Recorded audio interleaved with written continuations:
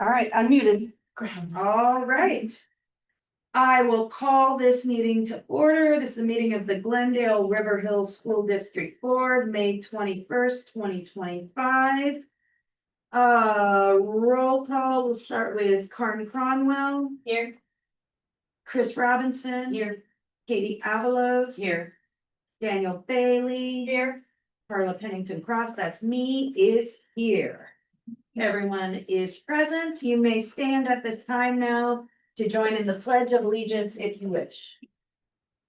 I pledge allegiance to the flag of the United States of America and to the republic for which it stands, one nation, under God, indivisible, with liberty and justice for all. Thank you, everyone. Moving on to item 1D, agenda approval. I move to approve the agenda. Second. Motion by Daniel Bailey, second by Karen Cronwell. Any discussion? All in favor? Aye. Any opposed? The agenda is approved. Item 1E, approval of meeting minutes for May 7 and May 15th. Can we separate them? Because I wasn't. Okay, let's start with the meeting minutes for May 15th. Is there a motion? I move to approve the 5/15/25 meeting minutes. Second. Any discussion?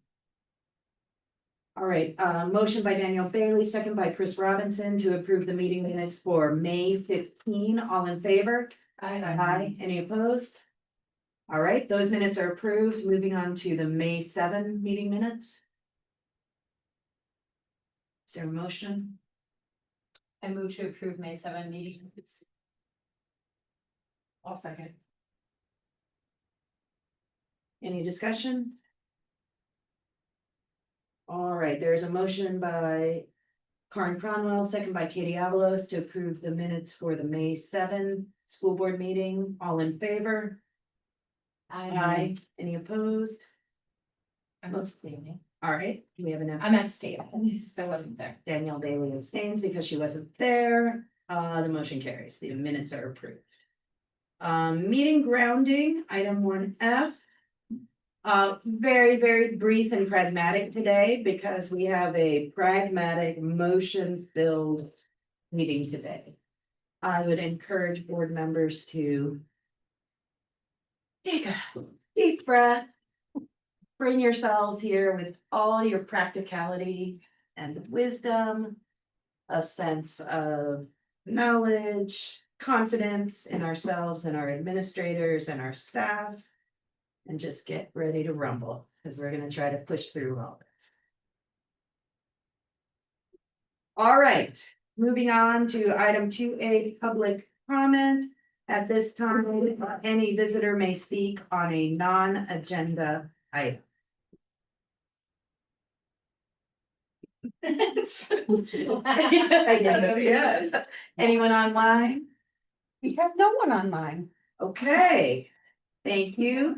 Moving on to item 3A, review of open enrollment attendance policy with a recommended motion. All right, so board policy 5113 refers to the termination of open enrollment and indicates that the board determines that if a student is habitually truant in either semester of the current school year, that the board may prohibit a non-resident student from attending in the succeeding semester of the school year. The superintendent shall assure compliance with DPI regulations pertaining to open enrollment termination found in the Wisconsin Code PI 36.09. And the administration is recommending the removal of 3 open enrollment seats as outlined in the administrative content. The goal of the design of the content was to show the board the policy that as it stands and the oversight of the board in this role, and then to also assure the board of the process that was followed by the administration. So the average daily attendance rate, as well as the information logs of contacts to parents were there, as well as sample letters indicating the the communication that went to parents regarding the open enrollment policy, as well as the indication if their students were meeting or not meeting that policy and what that might mean for their open enrollment seat. So based on the process that was followed, we took a look at our attendance system and we selected only those students who were falling above the habitual truancy rate based on their average daily attendance rate. We did not take into consideration period-based attendance or tardiness because we know that our system doesn't always, like it may duplicate those efforts around that. We also looked at any students that had medical excuses as the means for their absences and made sure that those students were not brought forward in this policy because of that. Okay. Is there a motion? I move to approve the termination of 3 open enrollment seats due to habitual truancy. Second? A second. All right, we'll go to discussion, starting with Karen Cronlund. Any questions or comments? Unfortunately, no. I feel like the information was really clear. It was laid out. I appreciated the analysis, and the clear documentation. There's I have no questions. Thank you. Sorry, this? Katie, no. Danielle? Yeah, I mean, I just trying to think high level, so the board may, right, prohibit, which means, and in the past, we have, like, different boards have opted to not, you know, for certain reasons. I guess what and I understand this is your recommendation, so like, I'm looking for the benefit of terminating open enrollment for these students. Is there a benefit that you see for the student? Is there a benefit that you see for the district? And then, you know, I just like want a way to like think about all of this, like, and I know that part of the policy, right, like provides for the families to interact and, get on plans and things like that. So my assumption is that in between like the letters and the call log is that more of that was like happening, but obviously we don't see the family, right? The family isn't coming to us and saying, we try, or whatever, you know, the subjectivity of it is kind of taken out, which maybe is good or maybe it's not. I don't quite know how to feel about it. But like, are there high level, I guess, like benefits that you see for the student or the district to go towards to approve your recommendation? Does that make sense? Am I? Okay. Yeah, I think what's really complicated about the work we do is that we have policies in place and we have attendance requirements in place because they benefit students, right? Yeah. Being in school on a regular basis means that students are receiving the support services they need to grow academically. If they are students who receive any other kind of additional support services, like making sure that they're receiving those. Mhm. And even if they are receiving those and they're not necessarily in school enough, they're not gonna benefit. We know that equates learning loss for students. Mhm. It also ends up not providing the students with the routines that they need. Part of the statute of open enrollment, unlike other programs that have allowed students to do inter-district kind of transfers like this, is it does not come with transportation. So when parents make a decision to enroll their students through open enrollment in another district, they're responsible for the transportation, and that is part of the agreement. And so, based on that, the question that I would have is if there are barriers for a family that we've tried to work with the family to remove up to the point that we can, based on their open enrollment status and not providing, you know, transportation for them, because that's not part of the deal, is that we want to make sure that those students are in school on a regular basis. So if potentially, would it mean that if they were in a school that was closer to their home, that their student may have more regular attendance, which benefits that family and helps them, support them with that. It also would put them closer to the point of resources of a school that's closer to them, right? And so those are really hard decisions. So when you talk about the benefit of subjectivity is having clearer processes and guidelines. The tough part about that is you know, from the board's level, it is a subjective decision. From our level, it's an emotional decision, and it is really hard, and to make those recommendations is really hard. I mean, Just to clarify, objective. Objective is, do you mean objective as opposed to Objective. subjective? Yeah, objective, sorry, Okay. sorry, thank you. Yeah, okay, yeah. So, I mean, that's kind of the thing to think about is, you know, making sure that. To me, the critical piece, you know, our attendance is part of our school report card, our attendance impacts. Right, You know, it impacts student achievement, but it also is a reporting mechanism on a report card. Yeah. So, I mean, those are the Okay. considerations that yeah, we're looking at, and those are they're never easy decisions. I mean, we have a waiting list of over 200 families who would like to come to our school, right? And so when we think about that and we think about the precedents that families have put to get their kids into our school, it's very hard to take that away. And I understand that, and it's a heavy decision for the board to make too. no, that's extremely helpful. I just Yeah. had one procedural question then for the documentation you provided. Two of the students have notes that the OE attendance letter was mailed. And then a mid-year OE attendance letter was mailed to one of them, but one of the students, the first documentation we're looking at, doesn't have any noted OE letter sent to them. They only have like a few contacts. It's, I guess it's not totally relevant, I don't know. It's not relevant because I did read the admin code and I know that the notice is a little bit. More flexible than you know, so I guess then my last question is, I would assume that all of the families were notified, I don't know, I'll ask. Were the families notified that this decision would be or being considered by the board tonight? The specific students, no. Oh, okay, No. so then their last contact would have been whatever the last, so. February 10th for one kid, March 11th for another, March 17th for the other one would have been the last contact about their attendance.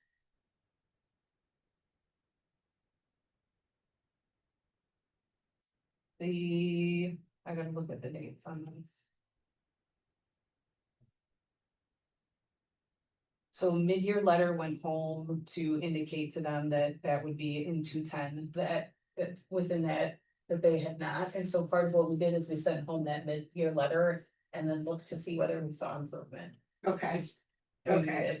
did. so that's, okay. Mhm. That's for one of the kids. Yep. And then there's a kid, The other one was 3/17. Right. The last contact date on that, so which letter would they have gotten? 17. The. Yeah. Would that be the yellow one? I think that would be the yellow one that indicates. That has the open enrollment Yep. note on the Yep. bottom? Okay, so those are the last things that Yep. each family got, it was Yep. just one, okay. Yeah, Okay. those would be the last ones, because it would be the initial beginning of the year, and then Yeah. there's like the 5-day components in there. Yeah. So that's all I need, that was kind of my thought about how to hope you present this in the future, if I could see each kid kind of. With their layout, Separated out, and then with the, just like, just to be, that's just how I Yeah. process this information, if no one else had that. No, I Issue. think that makes sense. But I was It just, does. kind of noting what they saw when, would just be helpful for me.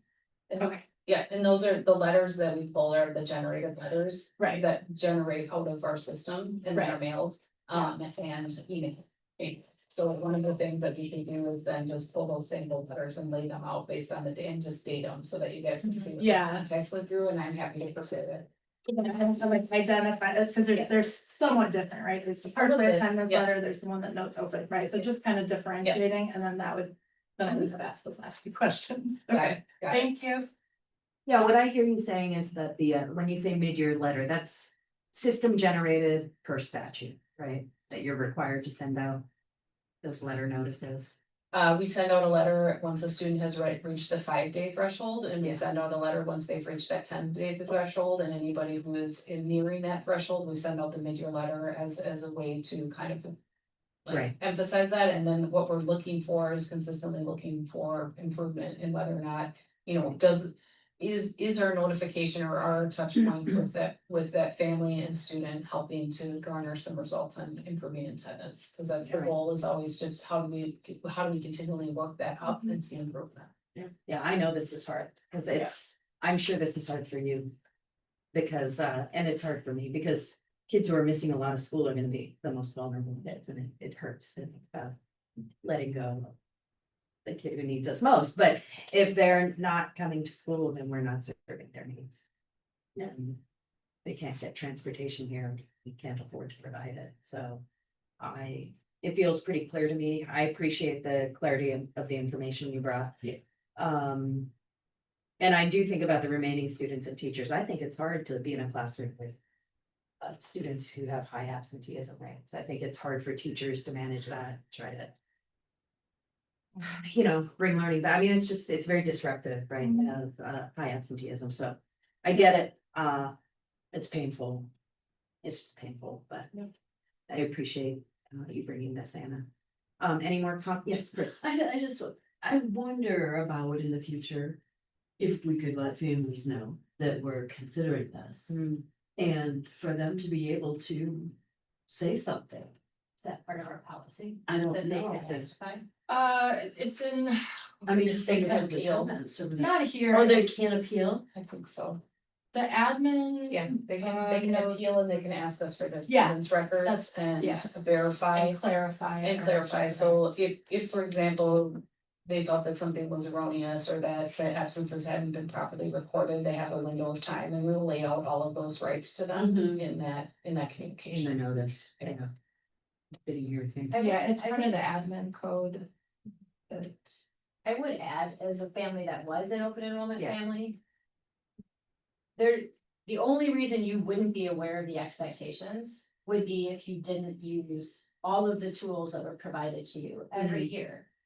And Right. they also, if there's an unexcused absence, they get a call, correct? So it's not like they don't know. Right. And so I think it should never be a casual conversation. But I would actually suggest that I don't know that having parents come to us at this moment of like, please don't do this to us, is really going to help us make a decision, because they have had constant contact by the people who know them and support them. And they've had many, many, many opportunities right, to figure things out. and it would become even more emotional. And it would remove the objectivity from our analysis. And I I'm guess, gonna have to reflect on it, cause I always like the idea of engagement, giving people an opportunity to advocate. I hear you. But, well, so the policy also talks about an attendance director, like our policy, and I don't know who, okay, so that's you. So, so I do think maybe even if. Just thinking about outlining that communication, because part of it is the family is supposed to be working with you, so if there is somebody who could be talking about. You think you've made it to the end of working with a family, we've done all we could do, which is essentially what you're saying now. We can take you at your word because we have confidence in you and you've provided the documentation, but I think, Chris, to your point though. After the decision is made, the admin code does provide for them to be able to, they should receive a list of the absences, the notice of the decision. They can ask to, correct the record, they can ask to make an appeal, and. Right, so I mean, I think that they get a chance before with the admin and then there's another chance after. Okay. Which might make both of you. Yeah. But we can revisit this on another day. Hopefully, If somebody has Yeah, a question. Of So course. you had mentioned that there's a way, that there are 200 families wanting to get. No, did we I? have no seats. Well, that's what I thought. That's so that, okay. More so you were trying to draw the picture of, there's a lot of people who put a high value on this district, Right. correct? Got it, So when okay. we place a high value on this district and we know that that means a lot for families to be here, right? Right. That's. Okay, Yeah. thank you. Yeah. Yeah. I So thought I we- had missed something somewhere. No, Okay. right. No, that's a good And- question though. These are middle school students, so we wouldn't be filling these seats with someone else, so, right, okay. Yeah, we have 0 open seats next year, so. All right, anything else? You never have to. For another, you can always ask your Yeah, next question. absolutely. For what it's worth, Chris. All right, so we have a motion by. Hold on, Karen Cronwell, second by Danielle Bailey. Motion to approve the termination of 3 open enrollment seats due to habitual truancy. All in favor? Aye. Any opposed? Motion passes. All right. Oh, Mr. Martin, I forgot the visitor comments, please, after the fact. My apologies. We can revote. And if you are welcome to speak and say, Carla, I have something to say. Wayne Martin, 7275 North Fort Washington Road, apartment 1221, Glendale, Wisconsin, 53217. And just wanting to say I support the decision and consequences should result from action or inaction. Sounds like there was a decent amount of inaction, and also it's not as though a student can never be a Glendale student again. If parents chose to take action, potentially they could move up into district and attend here. So if it is something truly the priority for the parent, they can always up and move to the district, which not an easy thing to do, but they have the option. Just wanted to say that. Thank you, Mr. Martin. All right, moving on to item 3B, review and approval of E4E program. Right, I'm gonna ask Kelly Weiss Galacki, Director of Special Education and Student Services, to present the E4E plan to the board.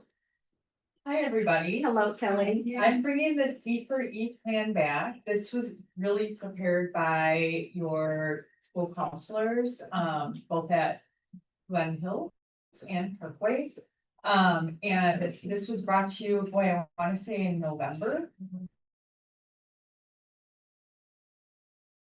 We realized when we talked with DPI and had our plan review that our timing is a little off, for E4E approval. So you were told it was gonna come back to you again, and it has, with some pretty minor adjustments to it from the last time you looked at it. I can highlight those adjustments, they're not major. A couple of things, under professional development for staff. We added the utilization of the Inspire network to enhance classroom learning and experiences. This is something embedded within the Zello platform. Tell us where you are, just so. Under professional, Oh, sorry. You can look it on my thing. Utilization of the Inspire network. The Inspire network is essentially embedded in Zello. And allows for some direct connect opportunities with employers. Which is pretty cool. And then if I move to career readiness and career-based learning activities, you can see there were a number of grade bands added there. Previously, we did a lot of this focused work on 6 and up and expanded a lot of that into what's going on at kindergarten through 5th grade. A lot of that focused on what's happening through second step. So a lot of this learning is through second step, our self-curriculum. And then you can also see some of the other, like moving forward, thinking about the STEAM fair, different ways to incorporate career readiness and career-based learning activities down to our younger learners. So this is something we'll look to expand.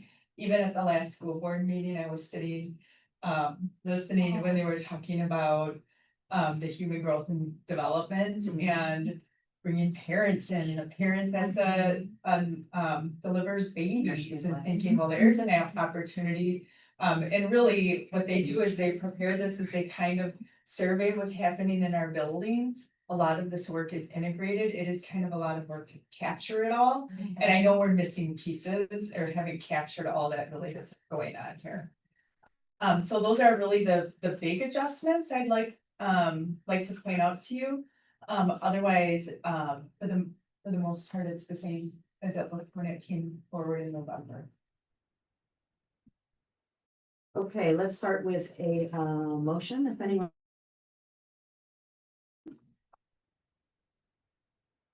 So you need just a motion to approve this plan. Yes. So it would be a motion to approve the. Yep. The 4E for I E move, or E. I move to approve the education for employment / academic and career plan for 2025 and through 2026.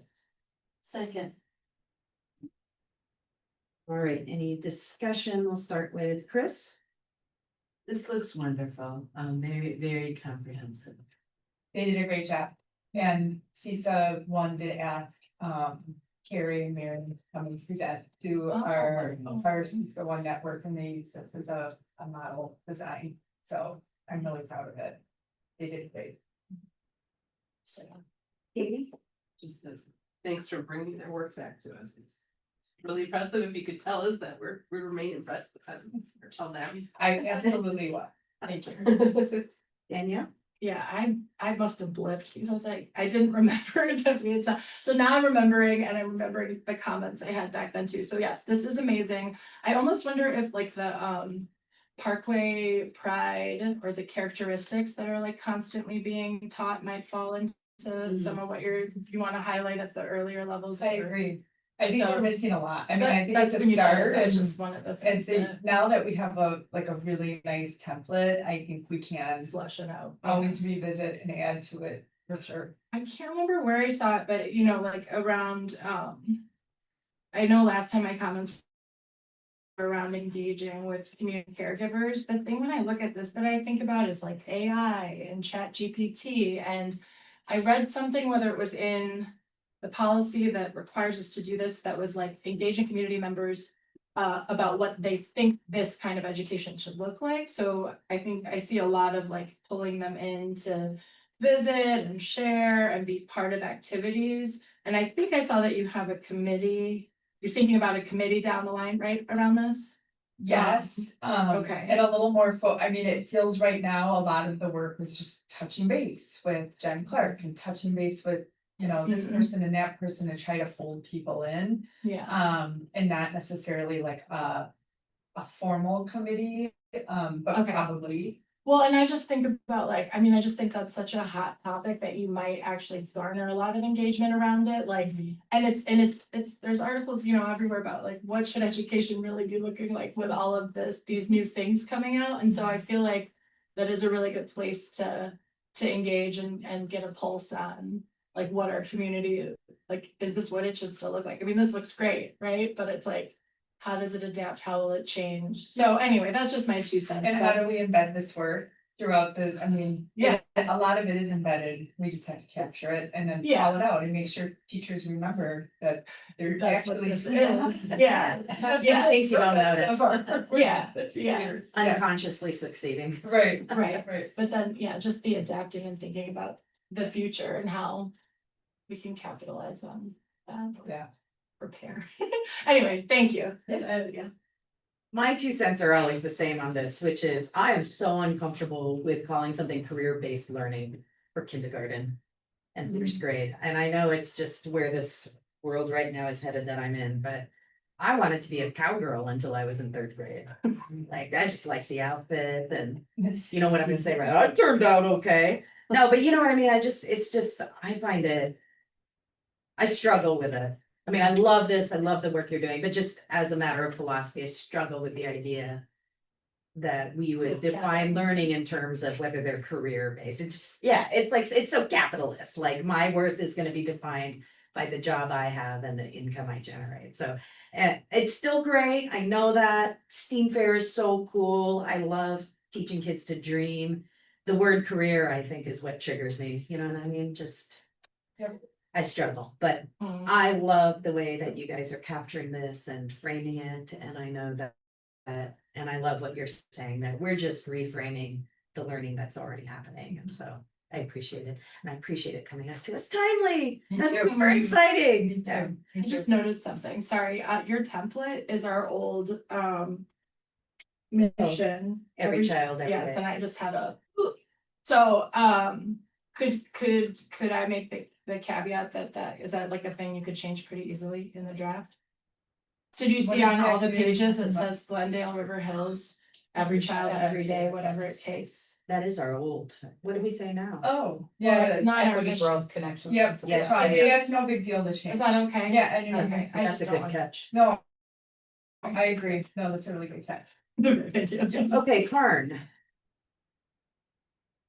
Thank you. Absolutely. And of course, I think we have to remember the audience for this are adults. The kids aren't being told. Right. Yeah, I know, Like- I know. So it's the, yeah, sometimes we just have to remind ourselves who's actually looking at it. Right, And it's what the state, right, this Mandates. is what the state mandates. I know.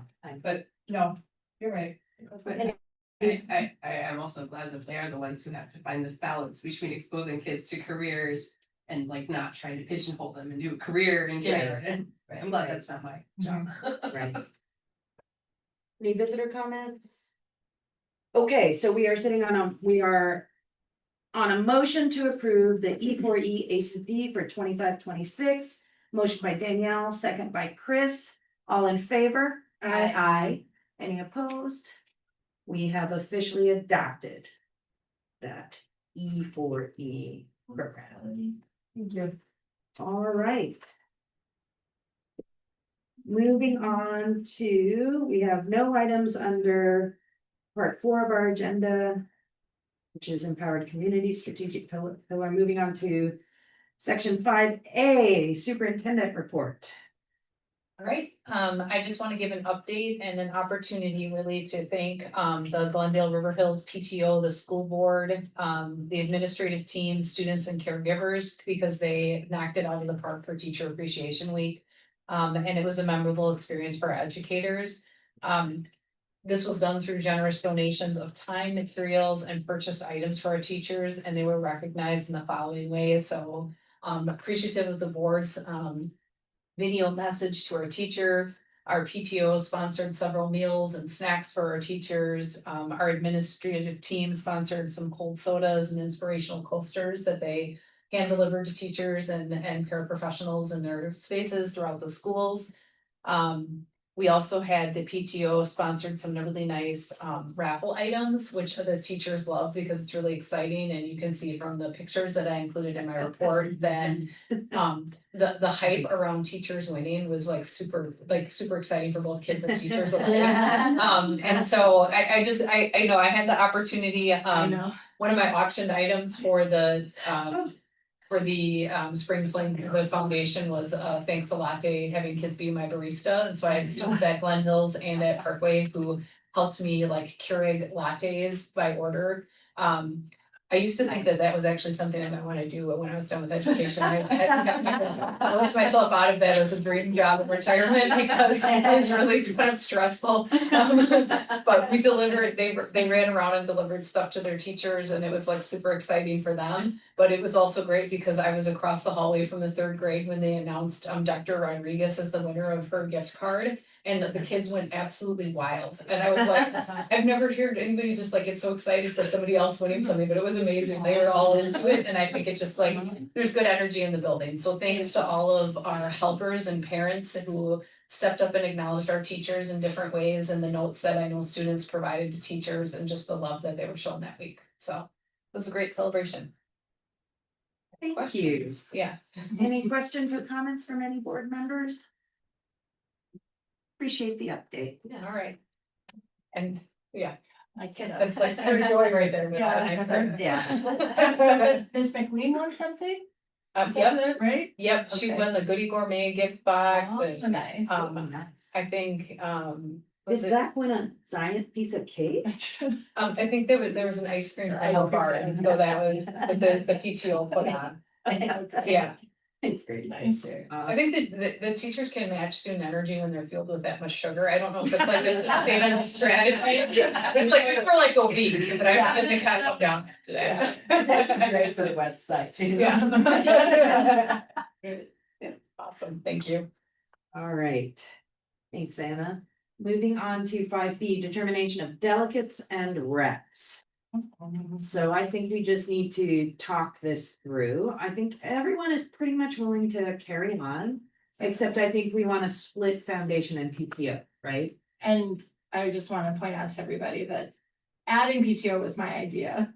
And I don't know where these came from in terms of like who decided however long ago what was what, but adding PTO was my idea and I enjoyed connecting with PTO and foundation and kind of my take is that they are just both very small organizations. And so when you are there, it's hard to not want to be like an active full-bodied member. And I actually just clarification in terms of like what our roles are as these liaisons would help, because if we are expected to be full-fledged members versus like, you know, going, observing, maybe like communicating back, I was never quite sure. Well, PTO was your idea that you Yeah. would go and then you would communicate back. Well, right, that was my idea, but Yeah. of course, I'm saying as a person, I'm sitting there with three, you know, a small groups wanting to do, and same with the foundation, right? Those are Well, with the small foundation, boards with, with the foundation, the board rep is is an active a member. trustee, is a voting trustee, as is the superintendent. So you're part of the quorum, Yeah. you count. Which means that you should be like an active participant. Yeah, you should be an active participant. Right, so that was just that one, okay, so that is very hard for me because it Right. is a lot of time and energy, especially when it comes to the. Like spring fling and other, you know, some of the things they do, so that was just a lot for me personally because of Yeah. my personal life. Yeah. So that's why I can't, So I don't think we need a PTO delegate. I think you I'll just. go, wanted to I do that, guess, but we just can go go. when we need to. I mean, it is nice to have a board member go, but we can just go if we can, right? Have one of us go if we can. But if I'm not, the foundation, does that disturb everybody's wanting to stay where they are? Well, let's see. So CISA is Karn, right? And it's literally the most nominal commitment one could possibly make. It's one meeting, yes. You want to be the CISA rep? Yeah. Are you okay with that? It's like, just for this year. Okay, so No Danielle, apologies. please don't feel that, Danielle. So Danielle can be the CISA rep or delegate. Thank you. Wasby is Chris. Are you willing to continue with that? I am, Okay. unless somebody else wanted to do it. Don't all jump at once. No, Hold your horses. It does seem like a fun Katie, experience. you would It is be willing like to that. continue with Swissa. Yeah. So then. The only person we're looking for is a foundation delegate. Karin, you wanna arm wrestle, or would you be willing? The loser gets it, or the winner gets it, we would have to debate that too. I'm fine with being that, to fill that role, I would need some I don't understand what.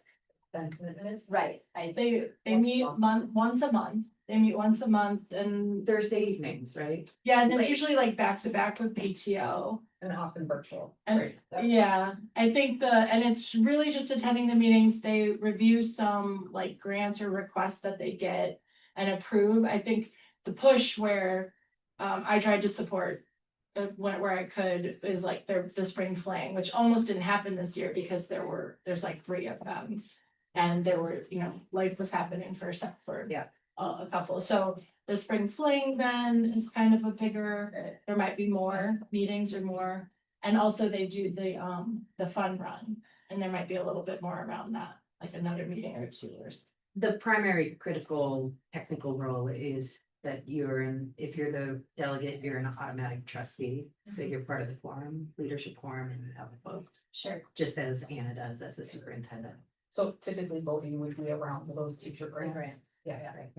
And if there were a vote on a Keystone project or something. Sure, expenditures. And then Chris and I helped with the fall run walk. We did the glow run. But we'll have to arm wrestle to do that again too, because that was fun. So, you know, in terms of volunteerism, I used to be the president of the foundation, right? I can step in and do volunteering. Well, I think a lot of us do that. Yeah. I think everybody. We all enjoy this. So is everyone comfortable with these Thanks. assignments then? Do we need a motion on this? Motion, yeah. Okay, so it would be. Can we do it as one motion? Am I Yeah. allowed to make a motion? You technically are.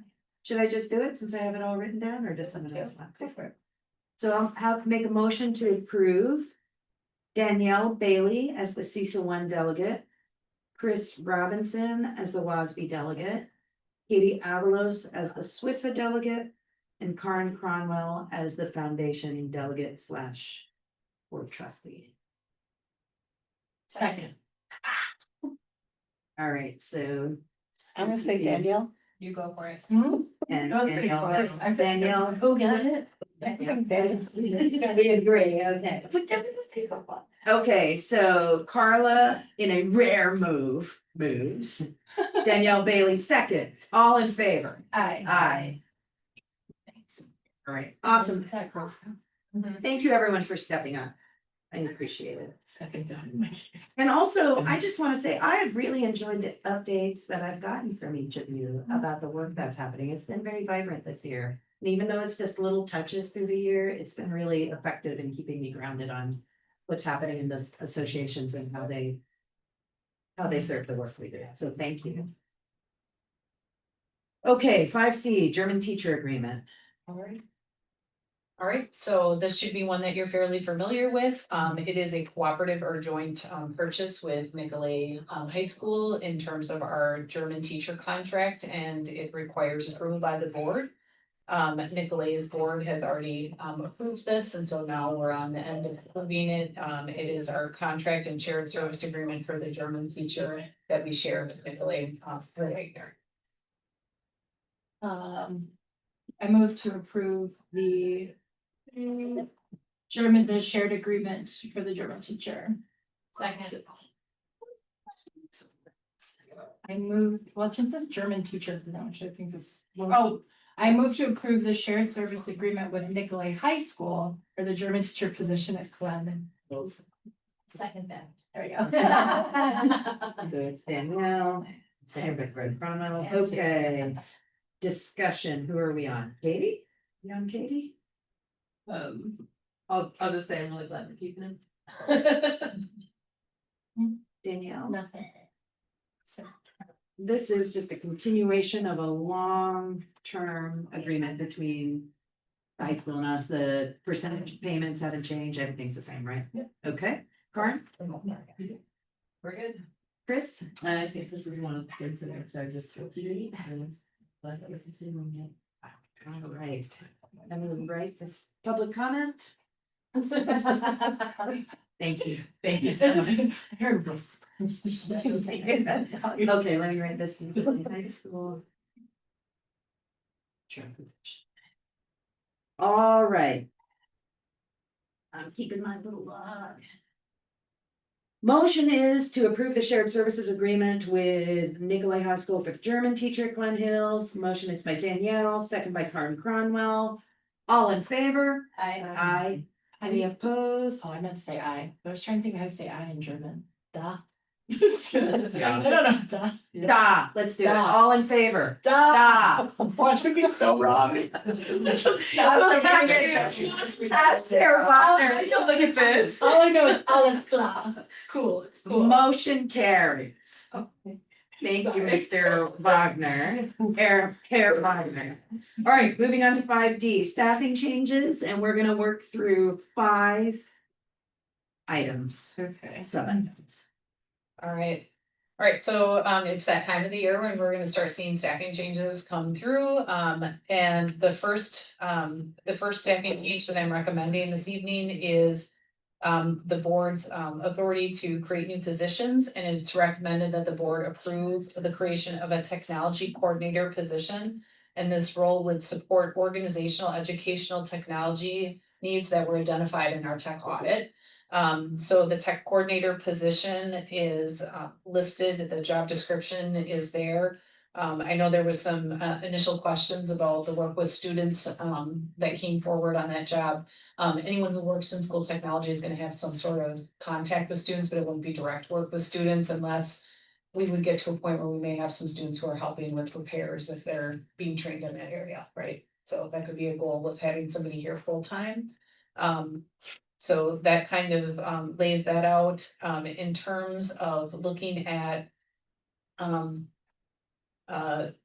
that information. I think that is what I'm seeking, is to move forward with the tech coordinator position so we can get that posted and likely filled by July 1. Okay, is there a motion? I move to approve the tech coordinator position for the Glendale-River Hills School District as recommended by our tech audit. Second? Second. All right, discussion, Danielle? I was just curious if we were intentionally not labeling the full-time, part-time, or the salary range, like when we create a new position.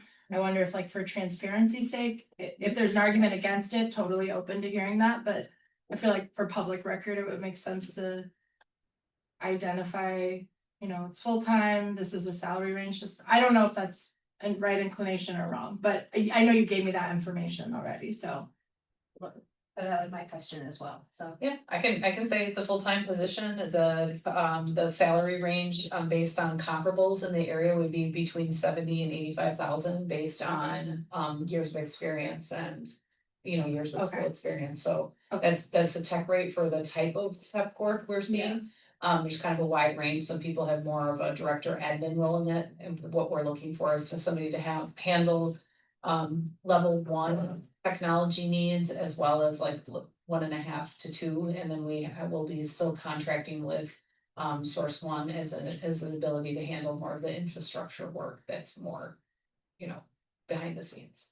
Okay, Yeah. yeah, and I'm really glad that this position is being created because our audit it really showed us that we are in need of this kind of support, so I'm glad that you guys are just jumping on it, gonna get it done. Yeah, so thank you for moving on With clear and plain information it. too. Exactly. And my understanding is that this is a expenditure neutral decision, right?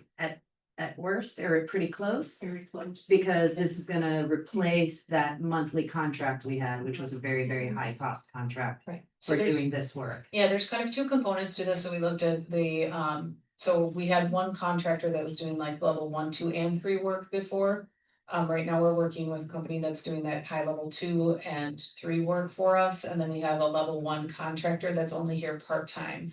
By hiring this person, we will no longer need to keep that part-time person in, so we're getting a full-time person, so yes, in terms of what we're receiving in services, I would say it's cost advantageous. But total Yeah. dollar amount, cost neutral. Yeah, okay. Got it, Thank got you. it. Yeah. It's a win. Yeah. Yeah, and there could be some overlap during the summer, you know, preparing for the fall Yeah. technology. Yeah. Okay. Karen? Asked and answered. So lawyerly. Chris? No, I think, you know, the recommendation was very clear and it could be more expensive not to do this. Okay. Katie? If there's what they said, I'm glad we're doing this, seems like a really good decision. All right, so any public comments, visitors online?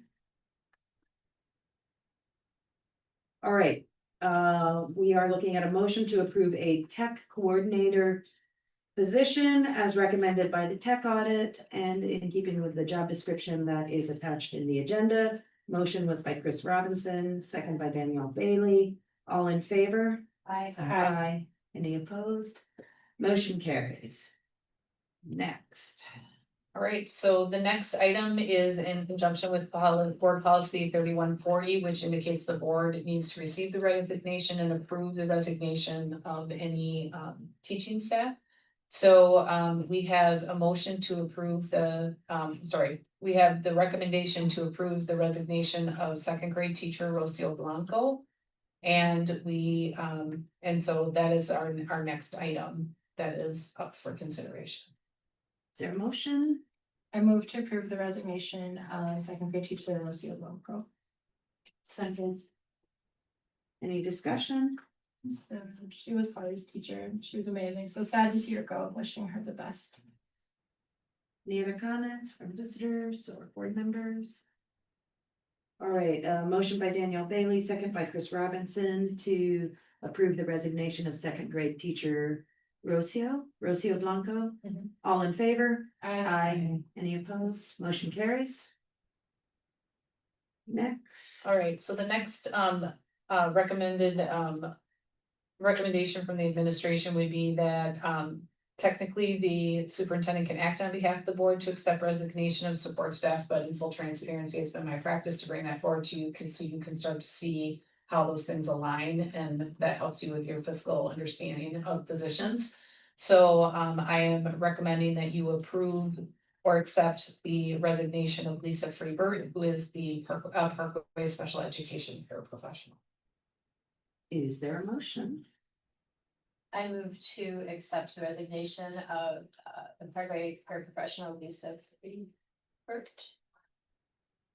Second. All right. Any discussion? Visitors, all in favor? Aye. Sorry, all in favor of the motion by Karen Cronwell, second by Daniel Bailey for the AI, and that motion carries. All right, next. All right, the next would be that policy 3120, which indicates superintendent establishing the terms of employment, but having the board solely responsible for the approval of employment. I am bringing forward two candidates to fulfill positions of resignations that you accepted in our last board meeting.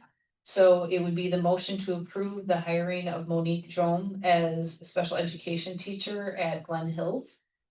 And then also to approve the hiring of Nicole Becker as a fourth grade teacher at Glen Hills. All right, we could probably do that as one motion, if someone wants to. I move to approve the hire of Monique, I did not hear you say her last name, I apologize, Dejume as a special education teacher at Glen Hills. And the hire of Nicole Becker as a fourth grade teacher at Glen Hills. Second. Any discussion? I want to say that I so appreciate the clarity. Just having you say that these were the resignations we approved and these are the hires, I can now track that if I have to. Okay. That is, I just love that. Thank you. Okay, a motion by Daniel Bailey, second by Chris, to approve the hires of Monique Dejume and Nicole Becker. All in favor? Aye. Any opposed? Motion carries. Welcome to Glendale-River. Welcome to Glendale-River Hills. Please accept these jobs. Um.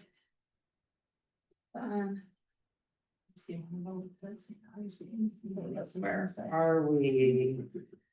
This is, we are moving at a very good clip, but this is a good time for a break Yes. before we head into money talks. So I propose, unless I hear an objection, follow Robert's rules, we will take a 6-minute break. Do we give ourselves an extra minute because we're doing so Stand well? myself for a whole minute. Hearing no. All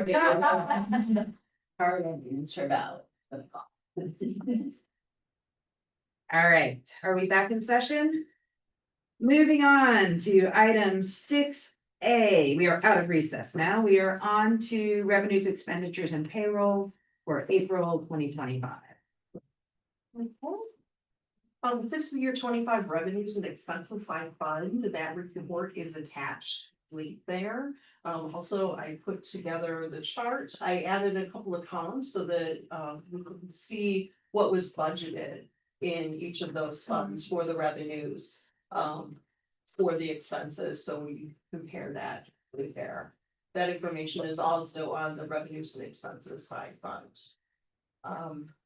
We anticipate coming in on budget in every fund. So there's changes within the funds, but yes.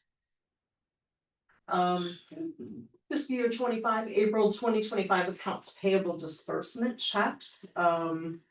Really nothing out of the ordinary. Those checks, all those payments are linked. So feel free to look through that if you haven't already. If you have any questions. Let me know. Yeah. On to the summary of pay benefits and disbursements from July 2024 through April 2025. On this report, you can see each month what has been expensed for payroll, payroll gross, the benefits associated with that same payroll, and then other benefits that have been paid, such as our HRA or other similar HRA, retiree annuities, retiree insurance, retiree HRA benefits, that's paid out periodically. And then also the AP checks that are not associated with payroll. And then you can compare, you know, each month where we're at and looking for consistency. Last month we were a little higher than usual and we're back down. We had a loan repayment March. And then in April, nothing out of the ordinary. In these areas, we expended $1.6 million.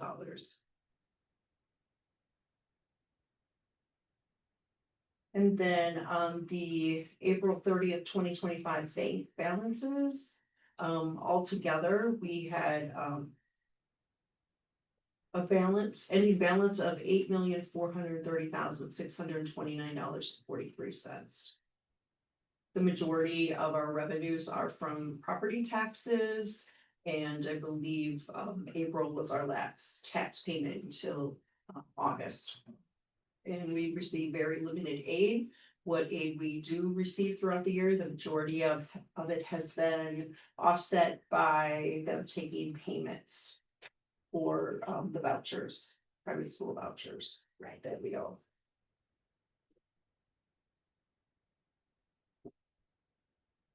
Any questions? Karen? No, I mean, we had a really comprehensive meeting. I don't know how, but an hour and a half on Monday went by like this. And so, you know, we really went through a lot of information, I think. You know, it's exciting to have a walkthrough where you can see how the budget is flowing and how it's comparing to what we thought would happen. And your anticipations are consistent, and you've noted like there's some corrections, there's some internal movement happening to accommodate for like actually the money needed to be here. Also, there's a few things you guys have noticed have just been incorrectly allocated in the past, so you're fixing that. So some things that might look irregular are really just reflective of those kind of corrections. But yeah, I mean, and then we had a couple of little pieces of good news where we're having some payments we weren't anticipating, and you know. Yeah, I don't think I mentioned that. I don't know if it's anywhere in here. We're expected to receive a Medicaid reimbursement check for their audit of previous years, over $100,000. Oh, wow. Mhm. Parties. Let's fix something. What can we fix? So that's sort of legacy cleanup work. That's. That the Medicaid reports are audited by PCG, I believe, or PPG. I get that one mixed up. Yeah, Public Consulting Group, PCG. And they audit the previous years, and that's where these funds are. Okay. Chris? I just had a question of, some of the revenue that hasn't come in yet. Like Mhm. when we were expecting like the federal and the state and the inter-district thing, I know. Yeah. We still have quite a lot, it looks like, Mhm. May. Yeah, open enrollment in June, I believe they do the reconciliation. We Okay. should be paying other districts their open enrollment, receiving the payments for open enrollment here. Property taxes will record in June, everything will get recorded in June, but property tax payments will come in August. We have recently filed some grant claims, those funds should be coming in May, and then more in June. Okay. And then I have a question to the DPI on some of that. Where on our aid sheet, you know, which they'll tell us what they're paying us, it's like some things are blank, even though. We should have received aid, they withheld it, but it's like, well, how do I know what you're withholding it? For, you know what I mean, which one of these payments, because we need to record all of those. The money we don't receive that we should have, and then why they have that expense. So. Okay, thank you. You're welcome. Katie? No, this all always makes my head spin a little bit, but. Danielle? I wanna say to Karen that when you took on the treasurer role, you were very uncomfortable with it, and it has been a pleasure watching you lean into it. And it gives me a lot of confidence and helps me fuss less, knowing that you're doing that detailed hard work with Michelle, and that I know that I can count on you to share with us if anything of concern or anything to celebrate, like what you raised today. So I appreciate that, and my hope is that makes your work easier, because you don't have 5 board members barreling at you because we have confidence that Parn is doing it. So I just want to thank you for that. Well, thank you. And I feel very confident about what I'm seeing here. Props to Michelle for making it that. Yeah, very clear. Any visitor comments or questions? All right, so I think I forgot a motion. Yeah, is there a motion? I move to approve revenues, expenditures and payroll for April 2025. Second. All right, motion by Danielle, second by Karn to approve revenues, expenditures and payroll for April 2025. Any further discussion or comments? All in favor? Aye. Any opposed? Motion carries. Next, 6B, recommended approval of 24-25 budget adjustments. Yeah, this document is in the format that we will publish to, the local taxpayers, and this is showing the expenditure appropriations, the way the, what was budgeted in, only the ones that are being changed. What was adopted by the board in October, and then the previous budget amount, and then what that new amended approved budget amount would be, and the change. The major reason for the change is just understanding new information, maybe making changes in the accounts the way they were coded before, or realizing we have this expenditure. Also, some things were budgeted in one area that we're moving to the other. So, that's the reason for these changes. And then what we're doing here is the bottom line is a zero decrease or increase to the budget. So we're, everywhere where you're seeing adding, we did not budget enough. So we're pulling from those areas that had extra budgeted, for an overall net effect of zero. And these could be for various reasons. It could be salaries and benefits. It could have been supplies. A lot of it was supplies, kind of, or purchase services that were in one account and historically, and that's where I budget them, and they should be in another. So undifferentiated curriculum, regular curriculum, then vocational curriculum, physical curriculum, other special needs, which also includes gifted and talented and English as a second language. So those are both in there. Pupil services, that would be our counselors, psychologists, social workers, instructional staff services, that would be curriculum, the library, general administration. This one, the major change in that was due to a lot of supplies and purchase services in previous years being coded to that function. Can I speak to that? Yeah.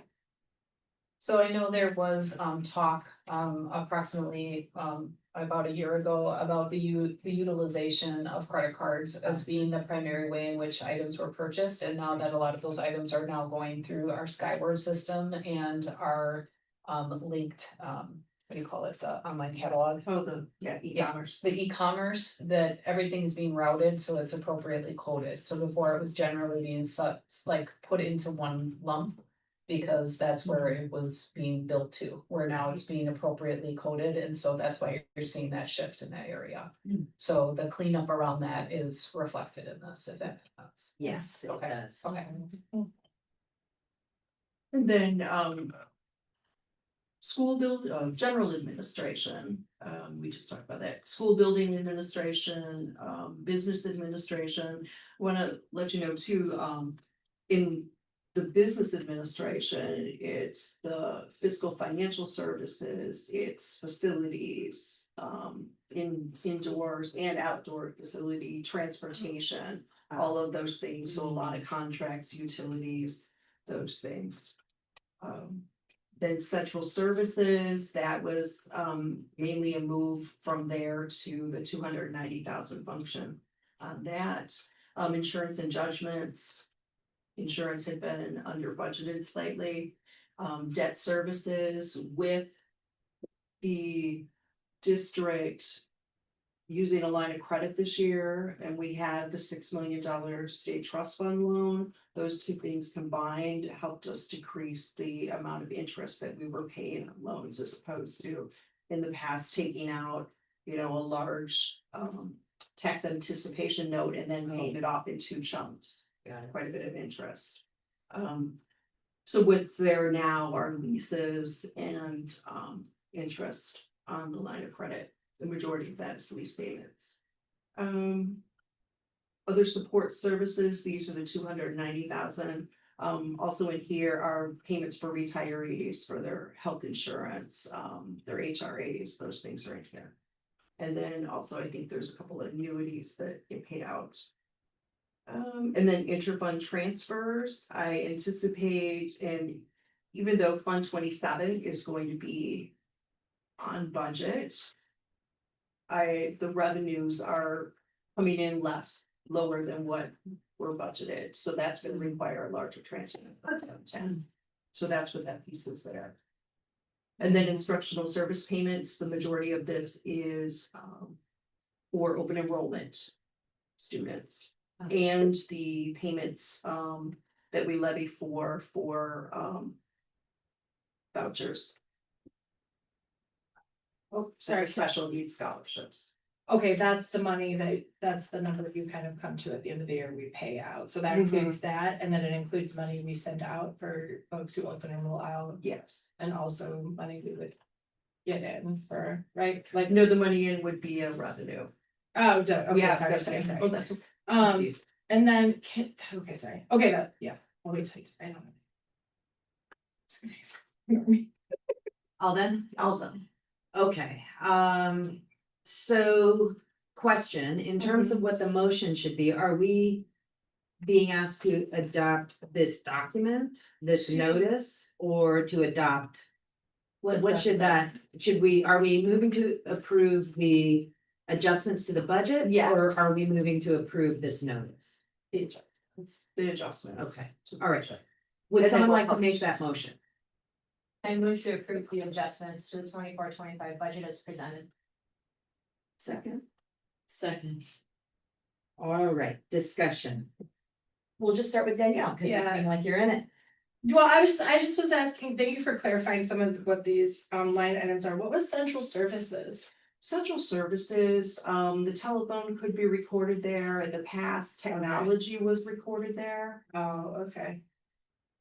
And then there was one, you talked about it briefly, that it almost like double, was it? General revenue. No. Other support services. Other support services, yeah, thank you. Mhm. That was, so that's benefits for retirees, you said annuities, is there? A reason, Technology. is there, so what was if what we budgeted was half, what caused that to go up, or? Well, If we've I'm moved, understanding this right. I've moved the technology pieces in there. And then another piece was the retiree payments. Okay. That I did not have those properly budgeted. Okay, I understand, that's it, thanks. You're welcome. Karen? No, we had inductions. Chris? No. Katie? Any visitors wish to make any comments? Thank you again for the clarity and the explanation line by line, very, very helpful. Thank you. Okay, the motion by Karn, second by Chris, is to approve the adjustments to the 24-25 budget as presented. All in favor? Aye. Any opposed? Motion passes. And now you will publish this and then it comes back to us in June for a hearing, right? It is very nice to be doing this timely. This is gonna be new for us because it's a slightly different calendar and schedule, so bear with us as we adjust to timeliness and efficiency. All right, moving on to 6C. Food service. Yeah, so in July, starting July 1st, 2023, the district started a contract with Aramark. The DPI, and I believe it might even be managed by the USDA, only allows a contract for 1 year with up to 4 one-year extensions. And then the school districts in Wisconsin have to rebid out their contract with the food service. So July 1st started the contract. What is attached in here will actually say July 1st, 2023 as the base year for the contract. Last year, the district approved a 1-year extension, for the year we're finishing up, and now what's being presented to you would be year 2, the second year out of those 4-year, it's 4 extensions that we are allowed to have. The information that was brought to you a couple of months ago, talking about meal prices, those anticipated this 3% increase. So that was already built in what we're going to be paying for those meals, in that information that you received back then. So the prices are going up, what we would be charged 3%, and the GPI closely monitors and controls these contracts. So that is what's being presented to you. I know I've heard this before and I should know it, and I'm sorry, but I just. It in 1 year and out the other sometimes, but this contract is negotiated with our partner districts too, right? So Yes. we're all in a consortium with Yes. Aramark. Okay. Yep. So each school board is being presented with basically the same That is contract. correct. Yes, Okay. Plain and Maple. Mhm. Yeah. And And the Nicolay too? price- No, Nicolay is Yeah, separate, Nicolay- right? They're separate, yeah. And the prices are the same for each of the districts, although the districts may set their meal prices at different rates. Ah, I see. Mhm. Okay, let's start with a motion if someone would like to make one. I move to approve the food service management company contract for 1-year extension with Aramark. I'll second. All right, discussion, we're at Carmen. No, I think I'm at first. Oh.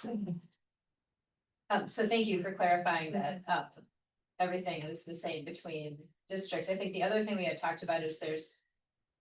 Some things that we might want to consider is we are not tied to this, so to your point about asking for other things and just maybe finding out if other people are as satisfied or questioning of the contract, that would be worth perhaps exploring. And the other thing that apparently has been brought up, I have not been privy to this, but you commented that there's been some question if the same food is being offered in every district.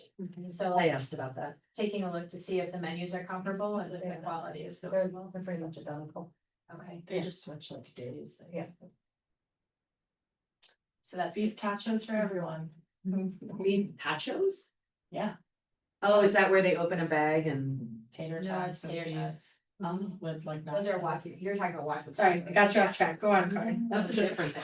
No, but it sounds like some of those questions Mhm. have been answered, so that's Yeah. good news, but the 1-year extensions mean that there was potential flexibility if Right. we wanted to question that in the future. Chris? I don't have any questions. Katie? Danielle? I have feelings, but I've expressed them prior. My main question is, do we actually have the original contract with Aramark? It is not in board docs. It was brought to the board June 22nd, 2023. There's no copy of that original contract. I would love to see it. And understand. Just I understand this is an amendment to the original contract, but I think that there is probably more in terms of like more contractual obligations, things about, I mean, just like. This is a very standard looking amendment. I think the contract might have more substance. I'm Yeah. curious if it does. And I can also show you too the RFP that was put out. Is That that, well, requires- is that the 77-page proposal that we got, like, Probably. it Yeah, it's includes the very good. labor and the daily, yeah, I saw Yeah, that too. and I was that's looking at that. managed by DPI requires that. But that one would have been the one prepared by our former business Yeah, and I believe the other partner district. Oh, and the other, okay. Mhm. So, yeah. I think we felt like Mark Weaver might have been the person. Yeah. I don't know if Yeah. we never got it or if it was never uploaded into board docs. Have you seen the original contract? I think I have, but I'll have to go back and look. Okay, I would just like to make see sure. it because Yeah. I still question receiving one bid in 2023 when you put out an RFP. I've just been told by other food service providers that that is strange. Mhm. And so to think that we're locked in for another till 2027, not knowing if there are other options in terms of like, for me personally, it's more around like healthier food options or thinking about sustainability or, I mean, yeah, I wanna say more, but I won't. And so that it's hard for me to continue to approve this, A, not knowing what the base contract was. What am I amending? I don't know. All you're And- amending here is the price. That's the only thing that can be amended here. yeah. But. Yeah, and we'll you definitely explained get that, and you yeah. explained that to us, right? But just to continue to be on this path of renewing Yeah. every year without having a way of knowing what our options are it's just like frustrating. It's not on you guys, it's just. Are we locked into Aramark through year 4? Hard to we're say not, without right? looking at the original. We're not, I mean, I think that's the hypothetically, I think the Right. point is. the point is that you're it's a not. Voluntary extension. Right. We're not Right, required and to do I- this, but if we chose not It to, would be a lot of work, right, to even consider. So to the point about your concern about who prepared the RFP, it was not our district. Apparently it was Mapledale Indian Hill who prepared the RFP on behalf of all the on partners. behalf of all the parties. Mhm. So in that respect, Well, I've seen, okay, Just yes, I know what you're getting at, thank you. I understand. and But again, it's still strange that we got one bid. I am and not it was- arguing against that Yeah, statement. okay. And the other thing is that DPI does not allow us to have such like a continuous contract. That's why we have to do these 1-year extensions. It's just that there's, for that food service, as I understand it, that's kind of the like reasonable assurance of it's likely that as long as you fulfill your stuff, your duties to us, we will continue. Yeah. It's not. Yeah, so I think what would help me feel better is maybe understanding how you guys think about this, not right now, but down like future planning, like if the other districts are happy and you think, hey, we're gonna be in this till 2027 and that's when we're gonna, I would just be curious to know. Where you land on that and like if the other districts are happy or like, well, I don't know. I guess the question is the primary concern around the menu options and choices for students and sustainability? Because those are all things too that we can work with Aramark on as well. And so they're doing some, I mean, I can share with you, they do some work with like using the farm to fork hydroponic garden things Yeah. within the meals, and they're doing that. And we have those options here. So there are ways that we can continue to partner with them to try to garner a better result too, and they're a willing partner in that as well. Well, that's Yeah. that's great to Yeah. hear, yes, but I think it's also just fiscal, like, was this like, are we still continuing to be fiscally responsible and serving our students the best high quality meals? So it's both, but Okay. in the meantime, if there is space, to think about that. I would think. Thanks. all right, anything else from board members? Visitors, comments, questions, anyone online? All right, the motion is to approve the food service management company contract 1-year extension with Aramark. Motion by Corinne Cronwell, second by Katie Avalos. All in favor? Aye. Any opposed? Opposed. Motion carries. I'm sorry, were you opposed? Mhm. Okay. Although for purposes of minutes, my understanding from Robert's rules is that you do not have to identify. You can. You can if you want, but you don't have to. Motion carries. Yep. All right. Good. Moving on to 6D, liability, property and crime insurance renewals. Okay, the district works with M3 as our brokers for our property liability, crime and workers' comp insurance. And they have put together a proposal a couple of months ago when And then I first spoke with them, they were anticipating we would have a larger increase in our property insurance. And they came in surprisingly not as high as they had anticipated. I believe they said 10 or 15%. It's quite a bit. Looking forward to that. So what you have here is a summary of the different coverages. And the expiring premium and then the renewal premium. Educators' legal liability actually went down, as did general liability, commercial crime, umbrella, yeah, and then cyber liability stayed the same. And then property went up slightly, equipment breakdown. Commercial automobile and workers' compensation. Our workers' compensation experience modification is one of the factors in determining that cost.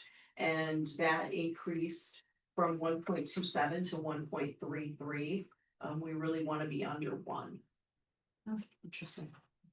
So, along with this, I received, I asked them about, the violent acts, I believe, coverage that we have, and we had like a limit of 100,000, for any such event, and, I had asked them if they could increase that, and they came back, they said they could do $1 million coverage. And it would increase our premium by approximately $239 a year. For which kind of coverage? It is violent acts. Okay, okay. That seems like a no brainer. Yeah. So I would ask that we do that. Okay, is there a motion? I move to approve the July 1st, 2025 renewals of the district's insurances for the school year 25-26. Second. Okay, discussion, Chris? No. Katie? Nope. Danielle? The increase in premium you were just talking about, is that included in the 163,090? No, it'll bring it to 163,316. Oh, literally just two. Oh, Mhm. all right, cool.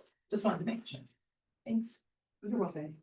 On the workers' comp, that number you were talking about, wanting to get it under 1, ideally, is that about the number of claims we're generating? Yes. Yeah, so we have a high claim rate. Yeah, and for the workers. cost of those as well. Got it. So we're also working to make sure that we have other alternative work for people when possible, when someone is injured, as well as reducing the likelihood of someone being injured. Got it. Are you, and I don't know if I'm allowed to ask this in open session, if I'm gonna be getting into areas that are private, you'll let me know.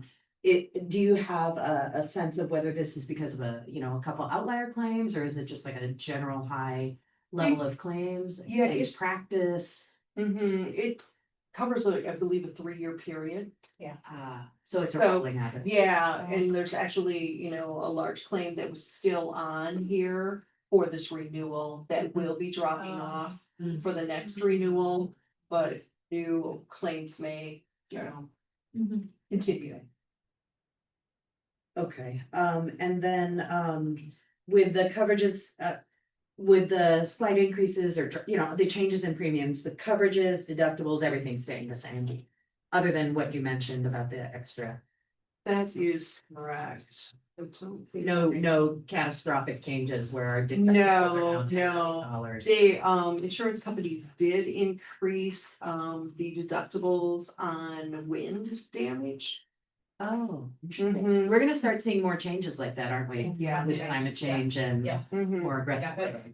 Yeah. Yeah. So the deductible at Glen Hills will be 50,000. And Parkway and Good Hope would be 25,000 each Per claim per or? claim if there was significant wind damage. Yeah. Wow, that's a big deductible. And then the cost to bring that down a little bit was like $7,500 a year, which I thought was a little high if you don't know that you're gonna have wind damage. Yeah, Yeah. yeah. Interesting. Okay, well, I have so many more questions about the weather and all that, but I'm gonna, this has triggered, this has triggered a cascading series of thoughts, but I'm gonna stop. Okay, Karn. Karn, did we already, did I already hit you? I mean, it sounds like with regards to workman's comp, you guys are identifying ways to address that, and so it just. There's patterns that are recognized. Mhm. Okay. Chris, did I already? I don't remember, but Katie. I did just wanna add, I really appreciated the, on the commissions page, like really being able to show us, Yeah, like, yeah. this is the breakout for like what they're earning per commission, so that we understand like all of it. Also, in case anybody wants to know the nuts and bolts, there is a very thick insurance packet that you can review. I have some time tomorrow morning. All right, anyone, visitor participation, any visitor questions or comments? Mr. Martin? Just a comment, if you are allowed to share that in Word docs, I'd appreciate it, but if you're not allowed to, obviously. Oh, the commission? Yeah, the packet for extra reading Oh. for insurance. Really appreciate you. Mr. Martin would like extra reading. I will let you work that out. Great. I'll check out. All right, so we are looking at a motion by Karn Cronwell with a second by Daniel Bailey to approve the July 1, 2025 renewals of the district's insurances for the 25-26 year. All in favor? Aye. Aye. Any opposed? Motion carries. Woo, on to item 6E, audit contract. The district put out an RFP at the end of March for audit services, as we had found that Schumacher Sama would not be auditing school districts anymore. So we needed to secure new auditors. So we put together an RFP, shared it with several audit firms in the area, and we received two proposals. One was from Lauterbach and Damon, and the other was from Hawkins Ash CPAs. So in your administrative content, you would see those proposals. Part of the RFP was a scoring mechanism, and here we go, right here. The audits proposals were scored on these factors: audit coverage, the realistic time estimates of each major segment of the work, copy of an audit conducted last year for a similar school district that they submitted so we could review those, experience auditing the type of district under consideration, auditing similar size entities, the size and the budget, firm or staff auditing experience with this district, qualifications of the staff to be assigned to the audit team, qualification supervision by the firm's management, and size and structure of the firm, and cost of the audit. The firms were both solid firms with experience with school districts and municipalities. The average scores had a difference of 4 points. Both very highly qualified firms. The bid proposals varied by $3,700. The major difference that I saw was that in conversations with Lauterbach and Amen, they are not able to deliver the audit on time due to not having enough staff in the state. They're newly working with school districts in Wisconsin, taking more districts. They said they, are used to talking with the GPI and trying to arrange something. Hawkins Ash, I asked them, could you have the audit done on time? And they said, barring us not getting them everything, they said, if you give us everything in the time that we need, then we should be able to get it done, barring any other extreme circumstances. So I do have experience working with Hawkins Ash very detail oriented and demanding. You You have to That's do it good. right, yeah. But we could work with either firm. It sounds like your recommendation is that we go with Hawkins Ash. Yes. And Michelle, to clarify, because I asked you to, what you did is you combined, so you each scored, you and Adam Mm-hmm, each scored. yes. And then I asked you to average, so we weren't looking Mhm. between charts. So this is the Mhm. average of two different people analyzing these proposals. Okay, is there a motion?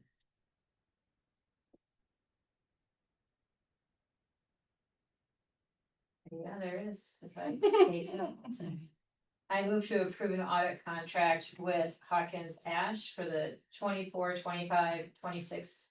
Excuse me, 25, 26, and 26, 27 school year audits. Second. Okay, discussion, Chris, any questions or comments? No? Katie? Danielle? Marla has nothing to add, except once again, just the clarity of this information is so helpful in feeling confidence about the decision and the vote that we need to think about. Karin? Visitors? Online? All right, we've got a motion by Karin Cromwell, second by Chris Robinson to approve the audit contract with Hawkins Ash for the 3 school years running from 2024 to 2027. All in favor? Aye. Any opposed? Motion carries. On to 6F. Can I just say something? yes. It was our very own Mr. Martin that made a suggestion quite a while ago that we should not always have the same audit firm. True. So, True. Thank you, Mr. Martin. All right. Let's see, where are we? 6F, preliminary 25-26 budget.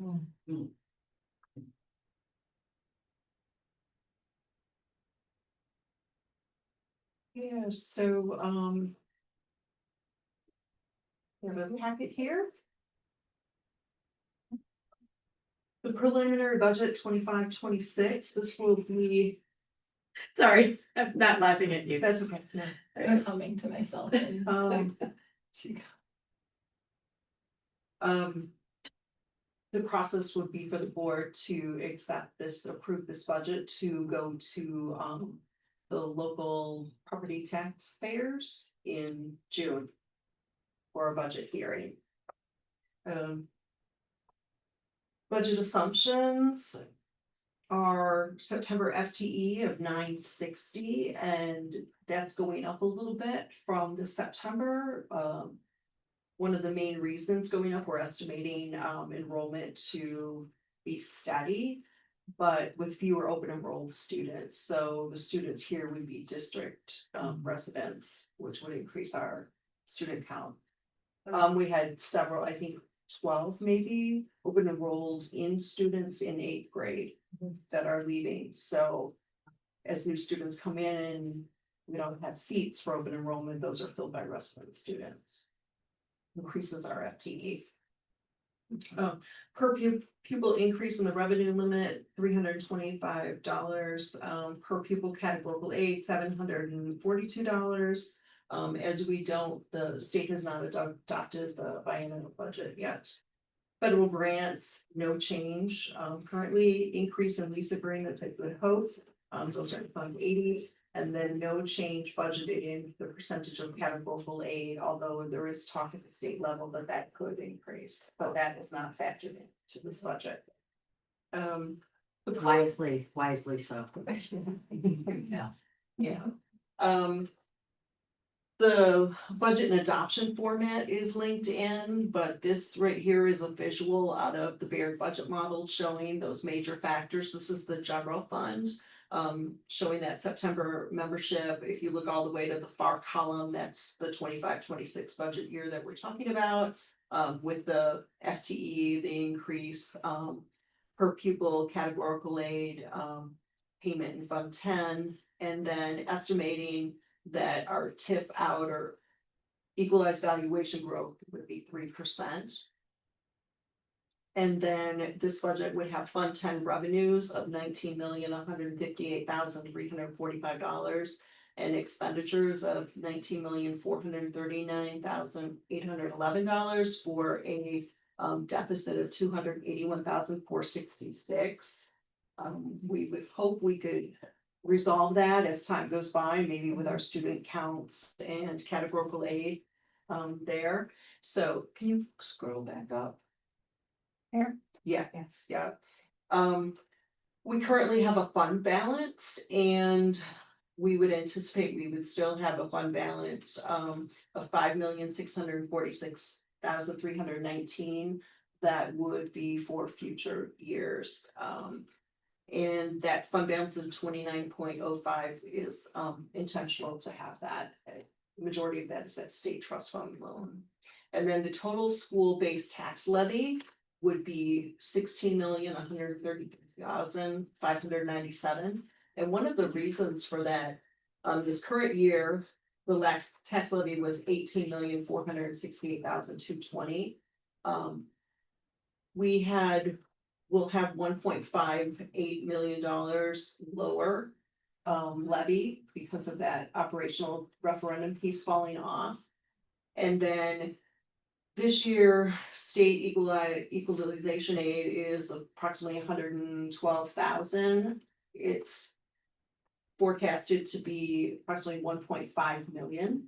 And that has to do with our property values going down, with the state's property values going up, with our student count going up, our resident FTE going up. Those things created, when we first saw that, I asked Baird, I said, I don't think that's right. Yeah. Could you go to that in the, cause that's in your the prelim in the Right. adoption format shows that, Oh, right? okay.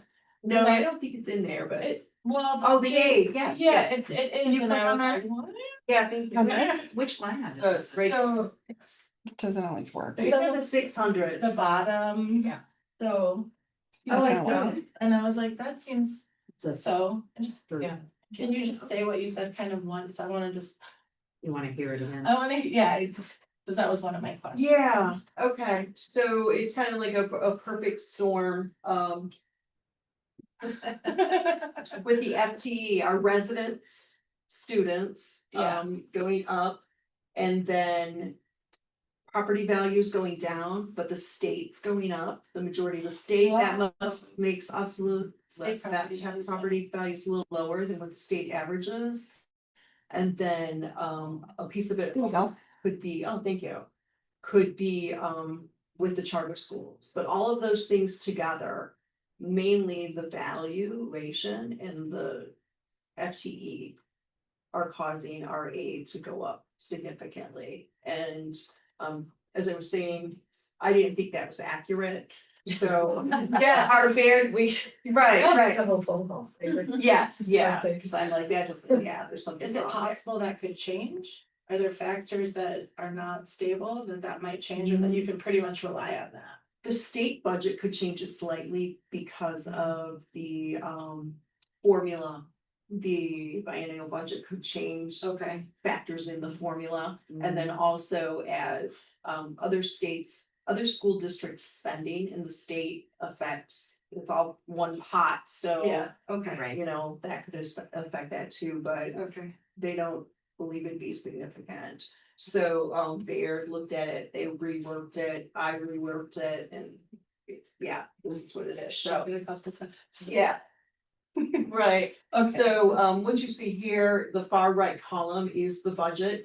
The one next to it is our unaudited, and I did, I believe I updated those numbers that the board approved tonight in those functions. So Okay. the first off is the revenues, and the Fund 10 tax levy would be $15,048,084. And then as you scroll down, if you go to the next page, the 620s, that's where you see that aid. Yep. Where this year, 112,408, and next year, 1,530,651. Hmm. So that's where that big difference is.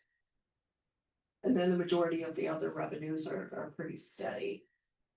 So, And this is the document that you want us to consider adopting. yeah, this is, you would approve it and then we would take it to have the budget You hearing. would publish it. Yeah, yeah, Okay. yeah.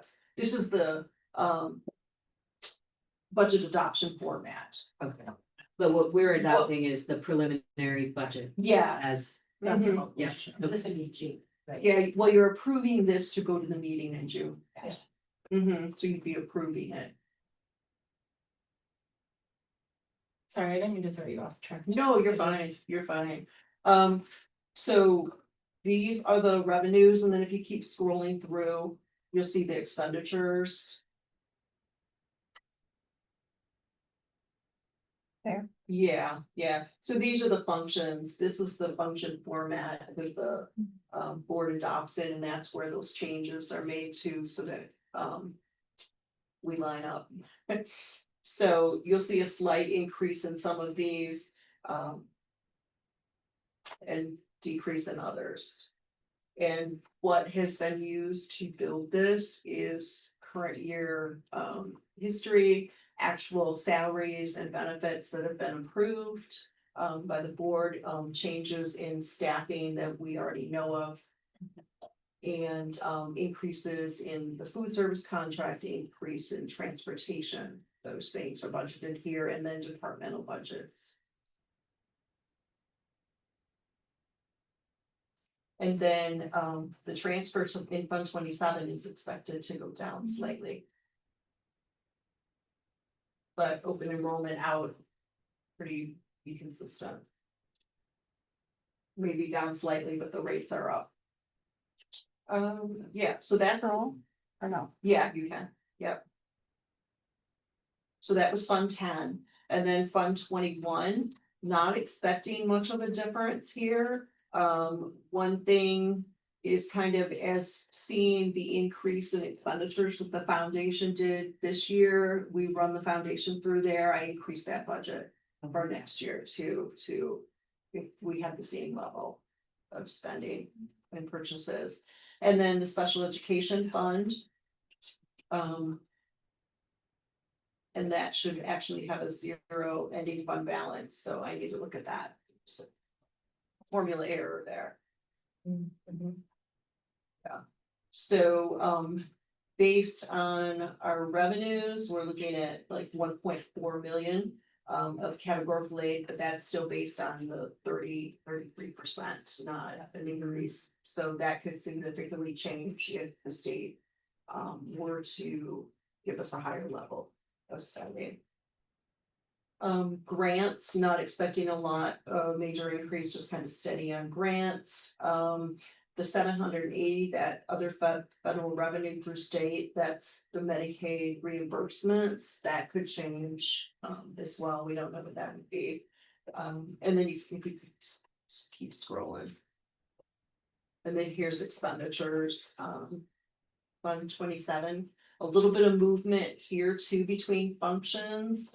If you look at the 430,000 instructional service payment down near the bottom, those are for payments for services not performed by district staff. So the America staff, those payments were there, and now they're going to be in the 150,000 function. This is instructional service fee Mhm. that you mentioned, yeah, okay. Yeah, Got it. yeah. And then teachers on call are subs are there, and then there's some other services too that we receive from other providers. That's there. Debt service fund, Fund 38. Start paying principal back on the state trust fund loan, so that has increased our revenues and expenditures in Fund 38. And then that also takes away from what we can levy in Fund 10. Fund 38. If those expenses weren't there, that could be levied in Fund 10. Oh. That's the advantage of Fund 39 debt versus Fund 38 debt. Fund 46, this, I believe, we're still collecting, earning interest, I should say, and this fund, we could start spending, I believe it's October of 2027. Then the food service fund, built on the contract we have and the increase in rates that we have. And then the community service fund, some changes here, increasing, revenues through rentals and through, possibly the use of our savings. I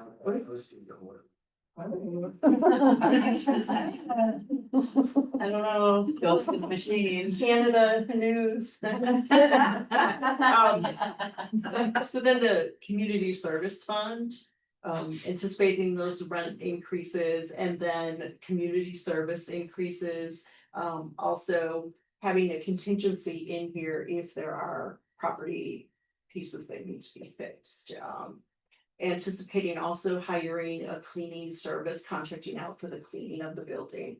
And then the district custodians would be here back in the district and we could relieve some of that. Can I ask a question?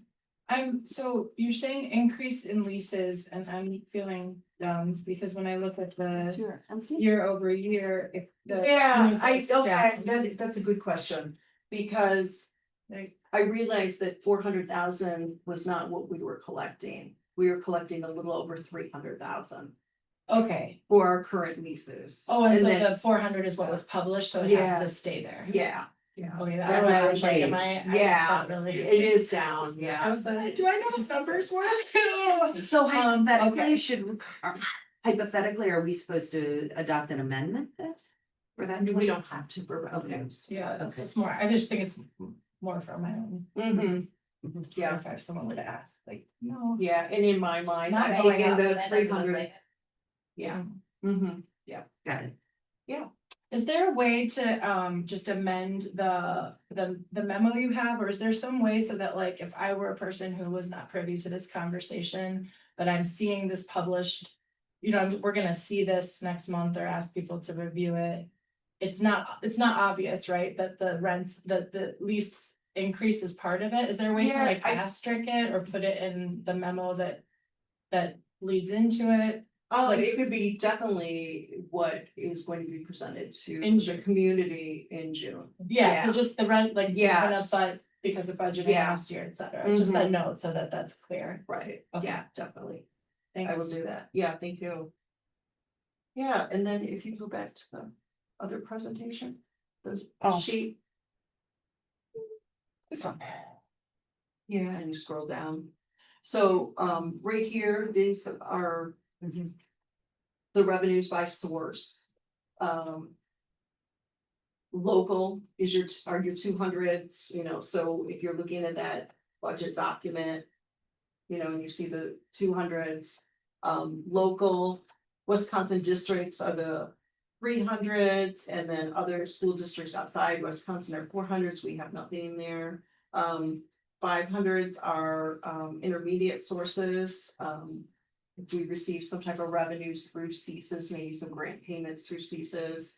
State aids are 600s, 700s are federal sources. 800s are other financing sources, our state trust fund loan came in there through that number. And then the 900s other revenues were one factor too that is in this budget is we're going to be doing some projects with our E-rate. I believe we discussed that at a previous meeting. So the revenues will come in the 900s and then we'll expend those out too. So we're anticipating spending approximately 156,000 is what we had, but receiving back 91,000 for E-rate services. So that's in this budget as well. So then you can see the expense objects to the majority are salaries, then benefits, it's quite large, and then purchase services is very large too. That's our contracted busing and all of those things. So that's actually larger than our benefits needs. Supplies, equipment, debt retirement, insurance and transfers. So these are the objects that you see in that monthly report where we're looking at the budget to actual by object. And these would correspond with the budget that you have. Well, no, they won't, because those are objects. I apologize. This is by function, so. And then here, revenue expense, projection for, you can see the difference in the years. The fund balance, you see the 23-24 year, and then 24-25, a lot more revenue due to, the state trust fund loan, and then the increase in property taxes for the, referendum operations. And then the 25-26, pretty steady there. And then, I just did a summary of all the funds. To see the revenue, expenses, surplus or a deficit, and then the projected ending fund balance. These ending fund balances, may change, except for the ones that are zero, because those really need to be zero. But based on how this year finishes up. So we could be adding some fund balance in some of those areas possibly. Any questions? Let's start with a motion. How's that? Then we can discuss. Anybody like to make a motion? I move to approve the preliminary 25-26 budget for the June hearing. Second. All right, let's start with Katie. I think that's where I am. Due process. Danielle? Just, I apologize that I wasn't able to ask these questions sooner, and you've answered a lot of them in the presentation, so, but just, on the first page of the presentation, TIF out equalized valuation growth, can I just get a refresher on what that is? 'Cause- Like, we have the TID district. Right. Tax incremental district. Right. Where we don't receive, that property increase in the valuation once it was created until it closes. So Uh-huh. that's what that is, so we can't, count the increase in property values in the Bayshore. Area until that TIF closes out, so that's what that is, that TIF out or TID out. What is the percentage, like, what does the percentage mean? So it's like, so it says TIF out equalized valuation growth, that's like, Oh, monitoring the- I'm anticipating, so like this year, if you look in the column next to it, that minus 0.31%. I believe it was the commercial value decrease, Oh, so that we went down. ended, but the others Okay. went up, so we ended up with a decrease in property valuation. okay. So I'm anticipating a 3% increase in property valuation, but excluding the TID. Right, so. Okay, gotcha. Yeah, So so thank this is you. the bucket of property. Leaving it like. Yeah, this is the bucket and this is the Yep. TIF, you just don't count that. It's out. 3% Yes, increase yeah. in everything except. Thank you. Yeah. So it's really referring to the property values, right, that you're relying on for, Yeah. thank you, Yeah. okay, I understand. When you talked about the FTE going up, so you said we're open enrollment obviously is at 0 and you have some kids moving out. Does that mean that people are moving into the district? Like when you anticipate an increase in FTE? We But do you have said- people moving into the district and we anticipate growth to be steady. Oh, okay. So anticipating that those students that are coming, because we don't have any open enrollment seats, would be Just resident students growth. where we had Okay. approximately 12 eighth graders graduating out that were open enrolled in, so that's if. Oh, do they Class not sizes- count as FTEs? If Right, they don't, no. Right. So if you're open enrolled into our district, that doesn't count Right. as an FTE. Okay, okay. I'm gonna preface this with, this might be a really dumb question. Looking at the format for the budget adoption, so. I have local sources in, it looks like our local sources in. Okay, so last year, subtotal of local sources. Was like 18,240,000, it's down to 15 million. 1.5 million is the referendum dropping off, is the other the decrease in value of property, or what's the other 1.5 million. But what are we attributing that decrease? Yeah, I'm sorry, that's a dumb- revenue limit. That's especially general as well, that's also an extra one. Mhm. The state, Yeah, that would have been there last year. what was it? The special. Yeah, in the 621, the aid, in the 620 revenue. Last year, like, cause our revenue limit is like the maximum we can receive in Okay, so it's the levy and the aid. Now the aid's bigger, so the levy's lower. so that levy. Offset. So the Okay. bottom line is the Mhm. same, but state aid is covering more of our revenue that- limit. So that's the total school-based tax levy looks like it's about 1 point something, that makes up for the total. Does that makes up for the almost 3 million less in local sources? You're saying the decrease in our levy, our ability to levy, and the dropping off of the rest. Yeah. Okay, I'm understanding, thank you. You're welcome. And then I think I might have had, let me just think. Good question, then. Okay, thank you, Yeah, I'm definitely. sorry. It's very clarifying. Yeah. And then I guess I'm still just like, I keep coming back to Fund 80.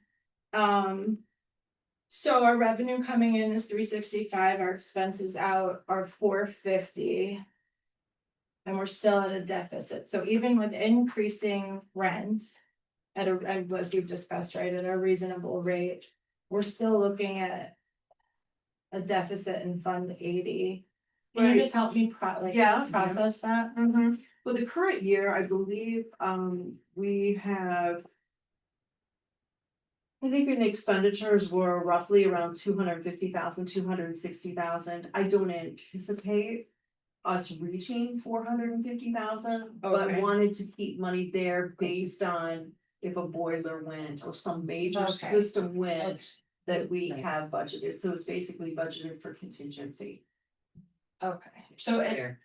yeah, no, I Mhm. totally hear that then, is any of what's budgeted then for like planned maintenance or planned, like, I guess that's a dumb, of course it is, but I mean, Yeah, okay. yeah, looking at what we've spent on maintenance this year. Is about that 250, 260, right? Okay, Yeah, okay, or a little less, but, okay, looking at previous years where it's been that, and knowing Mhm. that it's an older building, right, that's what. so better not to get surprised and rate fund Mhm. then or something like that, or. Well, we that you do- put up, Yeah, we do have the fund balance there. Right. So, okay. yeah, using some of. Right, those from funds. Fund 80, right, Yeah. okay, okay, Mhm. okay. But that would only, basically, that's budgeted to be used if we needed it for repairs. It's not budgeted for, that deficit piece is not Okay. budgeted just to spend.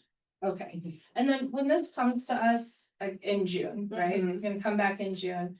I feel like last year, the year before, the projections that we were, like, will you be able to, if it's not wholly burdensome, to give us some forecasting beyond this year? Yeah. In terms of like, cause, Mhm. right, I wanna see what happens next year in the year, Yeah, to start putting it all in that context. yes. Okay, Mhm. that would be helpful. Yeah, and also too, on this document, there's some different graph types. What do you prefer? Visuals. Yeah, for visuals. Oh, I can tell you what I Yes, like. I don't, the pie charts, I could leave them. Okay, I don't okay. even, I'm not visual like that, but I do find like just the laying out of these funds to be Okay. very helpful. And then, honestly, I think just being able to walk through the format that we adopt. Mm-hmm. And then with an eye towards Okay. however you did, like, this is great too, well, this is more confusing for me, obviously, because I have to use the other pieces to. Mm-hmm. It's good, it's a good Yeah. exercise, but in terms of seeing the forecasting next to some of that, Okay. that's me personally. Anyone else Mhm. have? I loved the pie chart. Oh, well, see, there you go. So, I'm more of a fan of bar graphs, like Bar- bar okay. bars. Yeah. Oh, I can see these, you like these? Yeah, those really help me. You've nailed it. You've I've got all of 5 these. different sets of views. Then I guess it's good. Danielle said something important, which is that it's your explanation as we Yeah. walk through these, that's the most Okay. helpful. No matter what the visual is, I think it's the clarity of Okay. information, which Uh-huh.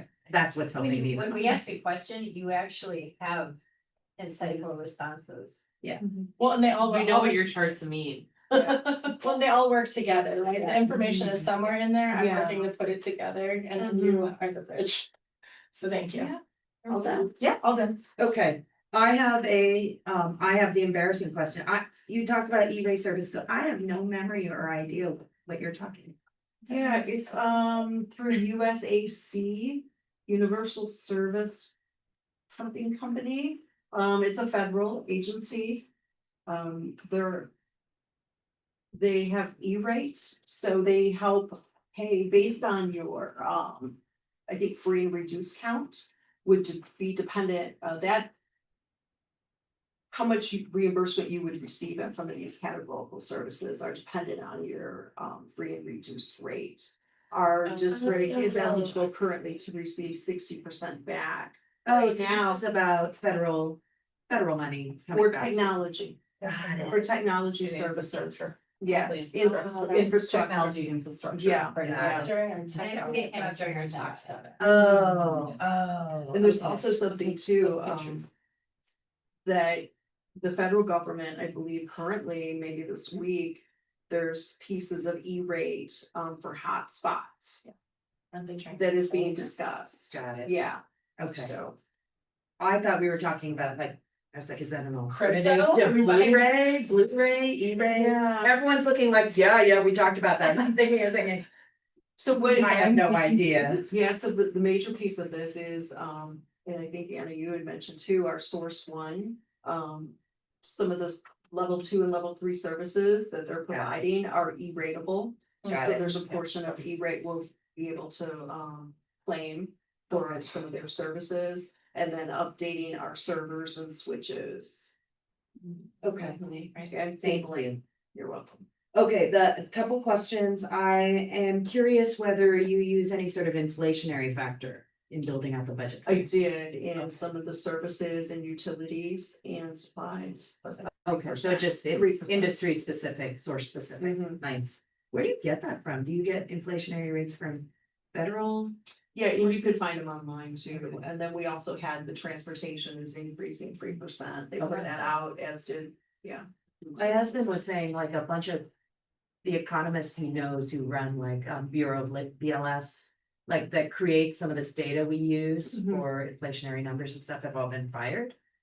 So it's gonna be an interesting question whether we're gonna continue to get clean data that allows you to forecast increases in the next few years. So I'm Yeah. having anxiety about it, but we do the best we can, right? Mhm. If this just doesn't matter, tell me. I didn't understand what you were saying about Fund 38 and Fund 39 and their Oh. differential impacts on our levy. Yeah, and it probably might not be the appropriate place for me to have said that, but Oh, that's when I see Fund 38, I just want the board to realize, to know that the tax levy there, like when we have that revenue limit, you know, based on our several factors, you know, previous year revenue limit, the increase we're allowed, our, you know, FTE, then we subtract out our state aid, we also subtract out what we're levying in Fund 38. And that balance is what, and that's another reason for that decrease in that levy. So, the balance is what we can levy in Fund 10.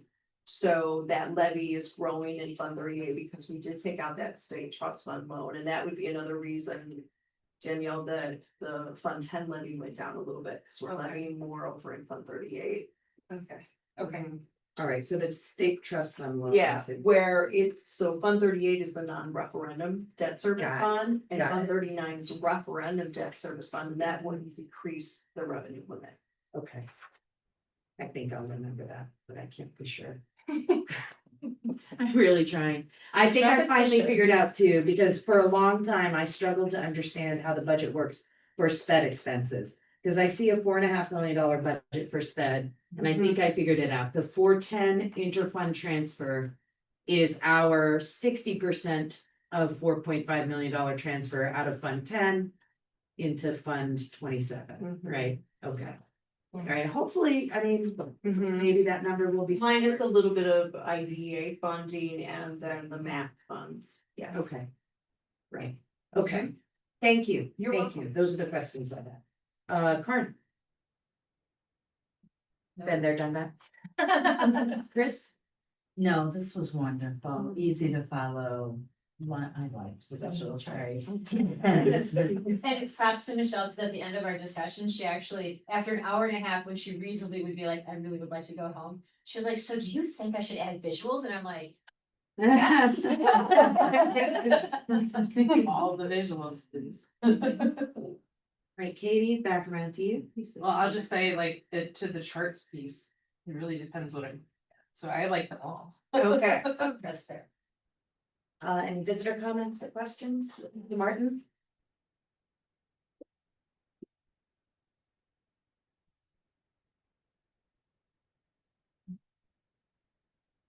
Regarding the Fund 27 for 2024-2025 versus the 2025-2026, the numbers in 2025-2026 and transfers in versus reimbursement makes sense to me. It's about 50% reimbursement by state, but then looking at the 2024-2025, it's noticeably different percentage, like 30-ish% compared to 50%. I was wondering if there's For 24, 25. or 24-25, and I was wondering if that's potentially expenses that were not eligible for reimbursement or if there's Yeah. potential extra reimbursement coming in. That has the new transfer in it, I believe, and I believe I over budgeted another revenue in there for the current year. The state revenues are not coming in at the 954, 142, so that increased that.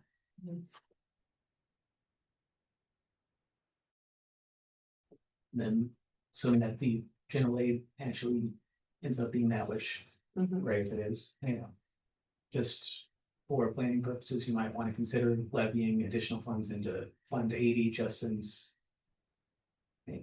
raises, people will notice an increase a lot more than they'll notice a decrease, and Mhm. if it's, say, a consistent small decrease, they probably appreciate that more than one drastic decrease in drastic increase. Mhm. That's my 2 cents on that, especially. Is that your opinion for the coming fall? That is what I would try to do if I was in board's position. Which I know there are probably some taxpayers that are going to listen to this and throw some at me at the next meeting, but. We're gonna increase in attendance. You're basically suggesting. And I also believe it would, and correct me if I'm wrong here, still show up as a negative percentage change for the Glendale-River Builds levy because of the Yeah. general aid, even if you do levy in that. Which. Yeah, so you're suggesting using Fund 80 levy to smooth the curve, is basically what you're saying, right? Essentially, also Yeah. to have more additional reserve, say, if you were planning to. Rehabilitate the other property, it'd be good to have additional funds that we're lying about rather than you need to go out and say finance with. Like a mortgage or another state trust fund. That's my 2 cents on that. Thank you. Can I just, I had one final, like, related to the levy, can I ask one? Yeah. Please. Yes. So that, I think this is along the lines of what Mr. Martin was talking about, but the levy that you're suggesting in here, is that the. It's based on a state formula, like how much we can levy, are you suggesting we levy the maximum, or is this like a more? That is the That is- maximum, that's the max. excluding Fund 80 though. If Okay, we so were- that's why, The okay, board yeah, were to want to levy additional in Fund 80, that would increase that. okay, that's why you said, Mhm. okay. All right. Okay, anything else? Any boardies? All right, we have a motion by Karen Cronwell with a second by Chris Robinson to approve the preliminary 25-26 budget for the June hearing. All in favor? Aye. Any opposed? Motion carries. And a million thank yous, Michelle. Whew. You're welcome. I'm actually getting it. I'm starting to get it. It only took me 4 years. How many years did it take you? Yeah. All right, we are on to, oh my goodness, my people, we've done it. No, we passed we considered like 800 motions. And we're inside 3 hours easily. So we are on to the last Item board preview and planning. There's an attachment. This is just about what's ahead until our next meeting. It's actually quite a lot, Your right? attachment is just an admin content, is that on purpose? I'm sorry. No, that was not on. Okay, I purpose. wasn't. I can, you outslide it into public content. My apologies. So tomorrow there's Camp Learn Some More at the Parkway from 5:30 to 7. With the art show. Probably too late to notice a potential forum, but we have our general notice, right? And we might not all be in the same room at any time. Right? And then Friday, I just learned that at 2 p.m. there's a special common council meeting about the North Shore Library. I believe I sent all of you the link as well. Oh, and it's here. Worth exploring. There's a very interesting memo from a lawyer about it, from the city lawyer. As board members, you know, we, even if you can't make the meeting, I would encourage you to look at it because it does impact the tax levy. So if you wanted to advocate around this, especially if you wanted to link it with to the way that growing city levies can impact our ability to levy for the school board, that's something you could consider emailing the common council and the mayor about. There's no public comment, it looks like. Yeah, so if you wanna, So email. right email now would is be the only way, yeah. Okay. So I will try to remember to do that tomorrow. May 28th, Danielle and Anna will be participating in an appeal on a petition to move the boundaries, right? So good luck with that. And then May 28th is the Shaping the Future gathering. Are we all invited to that? I would love for you to be there. Yeah, I'm planning to be there. And just to forecast in advance and also notice to those people who've attended in the past and to our families and and parents and caregivers in our district, but I've been collecting a lot of really good information from teacher focus groups and student focus groups at all levels of our organization about what they think about the themes that were identified in our last piece, so that you can get more in depth on what learning should look like in our future. Kind of going back to that career planning that we talked about tonight. Our world is changing, and what are the needs of our students currently, and what are we seeing in our schools, and helping to bridge that with our community to think about what those needs are. Can I ask, are you looking at this as like a more information gathering for yourself as you like chart a path forward, or like what kind of tangibles are you hoping to get from the community, if any, or is it more of like an educational thing for community members to learn about where we are, where? The goal for us is to kind of walk out of that night with some tangible priorities in place for what should be prioritized in programming, and what we offer as an educational institution going forward in the future, right? Because those conversations about framing that will help us frame out what is needed in terms of our buildings and our spaces that we educate students in, and how we look at how those needs have evolved as well in relationship to that. I have 2 requests for you to consider, or 2 suggestions. Posted on Nextdoor. Now, earlier, maybe the better one, and then again. And then, if you are open, a paper flyer home from teachers or a direct email from teachers to their classroom. I mean, personally, I prefer paper because I check my kids' folders, they don't. But I just think either of those 2 things might be more impactful. I have no evidence of that, but that's just my gut, that would be more meaningful engagement for this particular event coming up. Okay, appreciate it. Also, why is music happening at the exact same time? What is that? I don't even know what that is, but I saw it on This this. is Jazz Lab, the jazz ensemble and the chamber, Oh, chamber orchestra. Oh, okay. oh, that's a bummer, Yeah. but maybe We'll be there. maybe I could. Well, we'll be in the library, so we can maybe hear it Yeah. and talk about. If the weather's nice, they wanna do it outside. Last year the weather didn't cooperate, so they were like. So should we Oh, notice a quorum for May 28th? yeah, yes. I'm so sorry, Katie, I just interrupted you. I was No, just it's sitting here fine. between my ears thinking. Yeah, no, you're good. And I wonder if there's there's anything to be captured from the people attending that event, but not the shaping our community together, like. Oh, If there's some flyer survey or whatever touch you might wanna have, okay. All right, Since and it happened then last time. 2 more items that I found on calendars, May 30th, there's an eighth grade, Eighth grade. Is it the eighth one? Eighth annual? Eighth grade farewell dance. Is that, Jeez, dance, eighth grade farewell dance. is that long? Do they need volunteers for that? Is there any reason? You wanna watch? I think Mr. Williams has volunteers, but if he needs to make the call, I can certainly send that out to you. I Okay. believe that he's got I don't know who wants to staff hear. coming in to volunteer and like those some parents. And then the last item that I saw before our next meeting was on June third, there's a city planning commission meeting. Where they're gonna be considering the open wings. Are you planning to attend still, Amanda? Yes. It is not, I mean. Basically, the feedback from the city attorney is there's no I know, capacity to say no. but we can still be present and witness. Well, I would take it as an opportunity to think about future, right, collaboration Well, that was my around question. zoning and things like that. Cause is there a date yet for your discussion, like your presentation to the council? No, I've not received an invitation yet this time. How interesting. Oh, okay. I'll send them. Thank you for going. And thanks for making that effort to connect with the city. It's something that, Yeah, it's really important It has to be conversations that we happening. need to have together to think about how we best serve our community. and thank you for sharing that with us, being transparent about that. So that's what's up. Hope to see some of you tomorrow at the, if you can.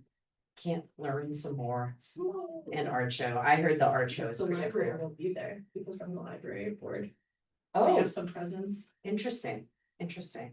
And there was something you wanted to bring up that you were thinking about? I can't remember. It's not- And then the other thing that's just sort of on my mind, Anna and I both went to a, the unconscious bias training Yesterday. last night with Judge Mosley, Derek. Amazing. Derek Mosley. Yeah, yes. Really excellent training. I was happy to see a number of teachers. Yeah. There Oh. and happy that one of them zipped up my backpack for me because it was all wide open after the presentation. But also, we were all thinking it would be great to plan if we can for Judge Mosley to come speak to our community. So I think Anna's planning to follow up on. See if we can make that happen, so. And I know he presents in person, but also he's done virtual platforming as well. Oh, So, really? yeah, that's how I got to access his. It was so good. He's so good. It was really interesting. Anything else on anyone's mind, stuff that's coming up? There's only one item left on the agenda. Oh, there was a thing, sorry. Picture, board picture. Yes. Right. Can we just plan to do that at whatever our next meeting is? You didn't like my 4th of July photo? I do like that, but if we could take up just so everybody has fair notice for hair, et cetera, whatever. June 4th?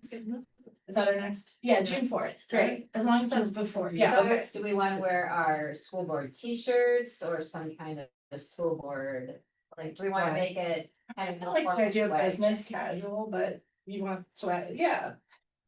We can offline that, I think, but I'm just, as long as we all are clear, Chris, that stink eye was. Wear whatever you feel fabulous in, how about that? We could rainbow it.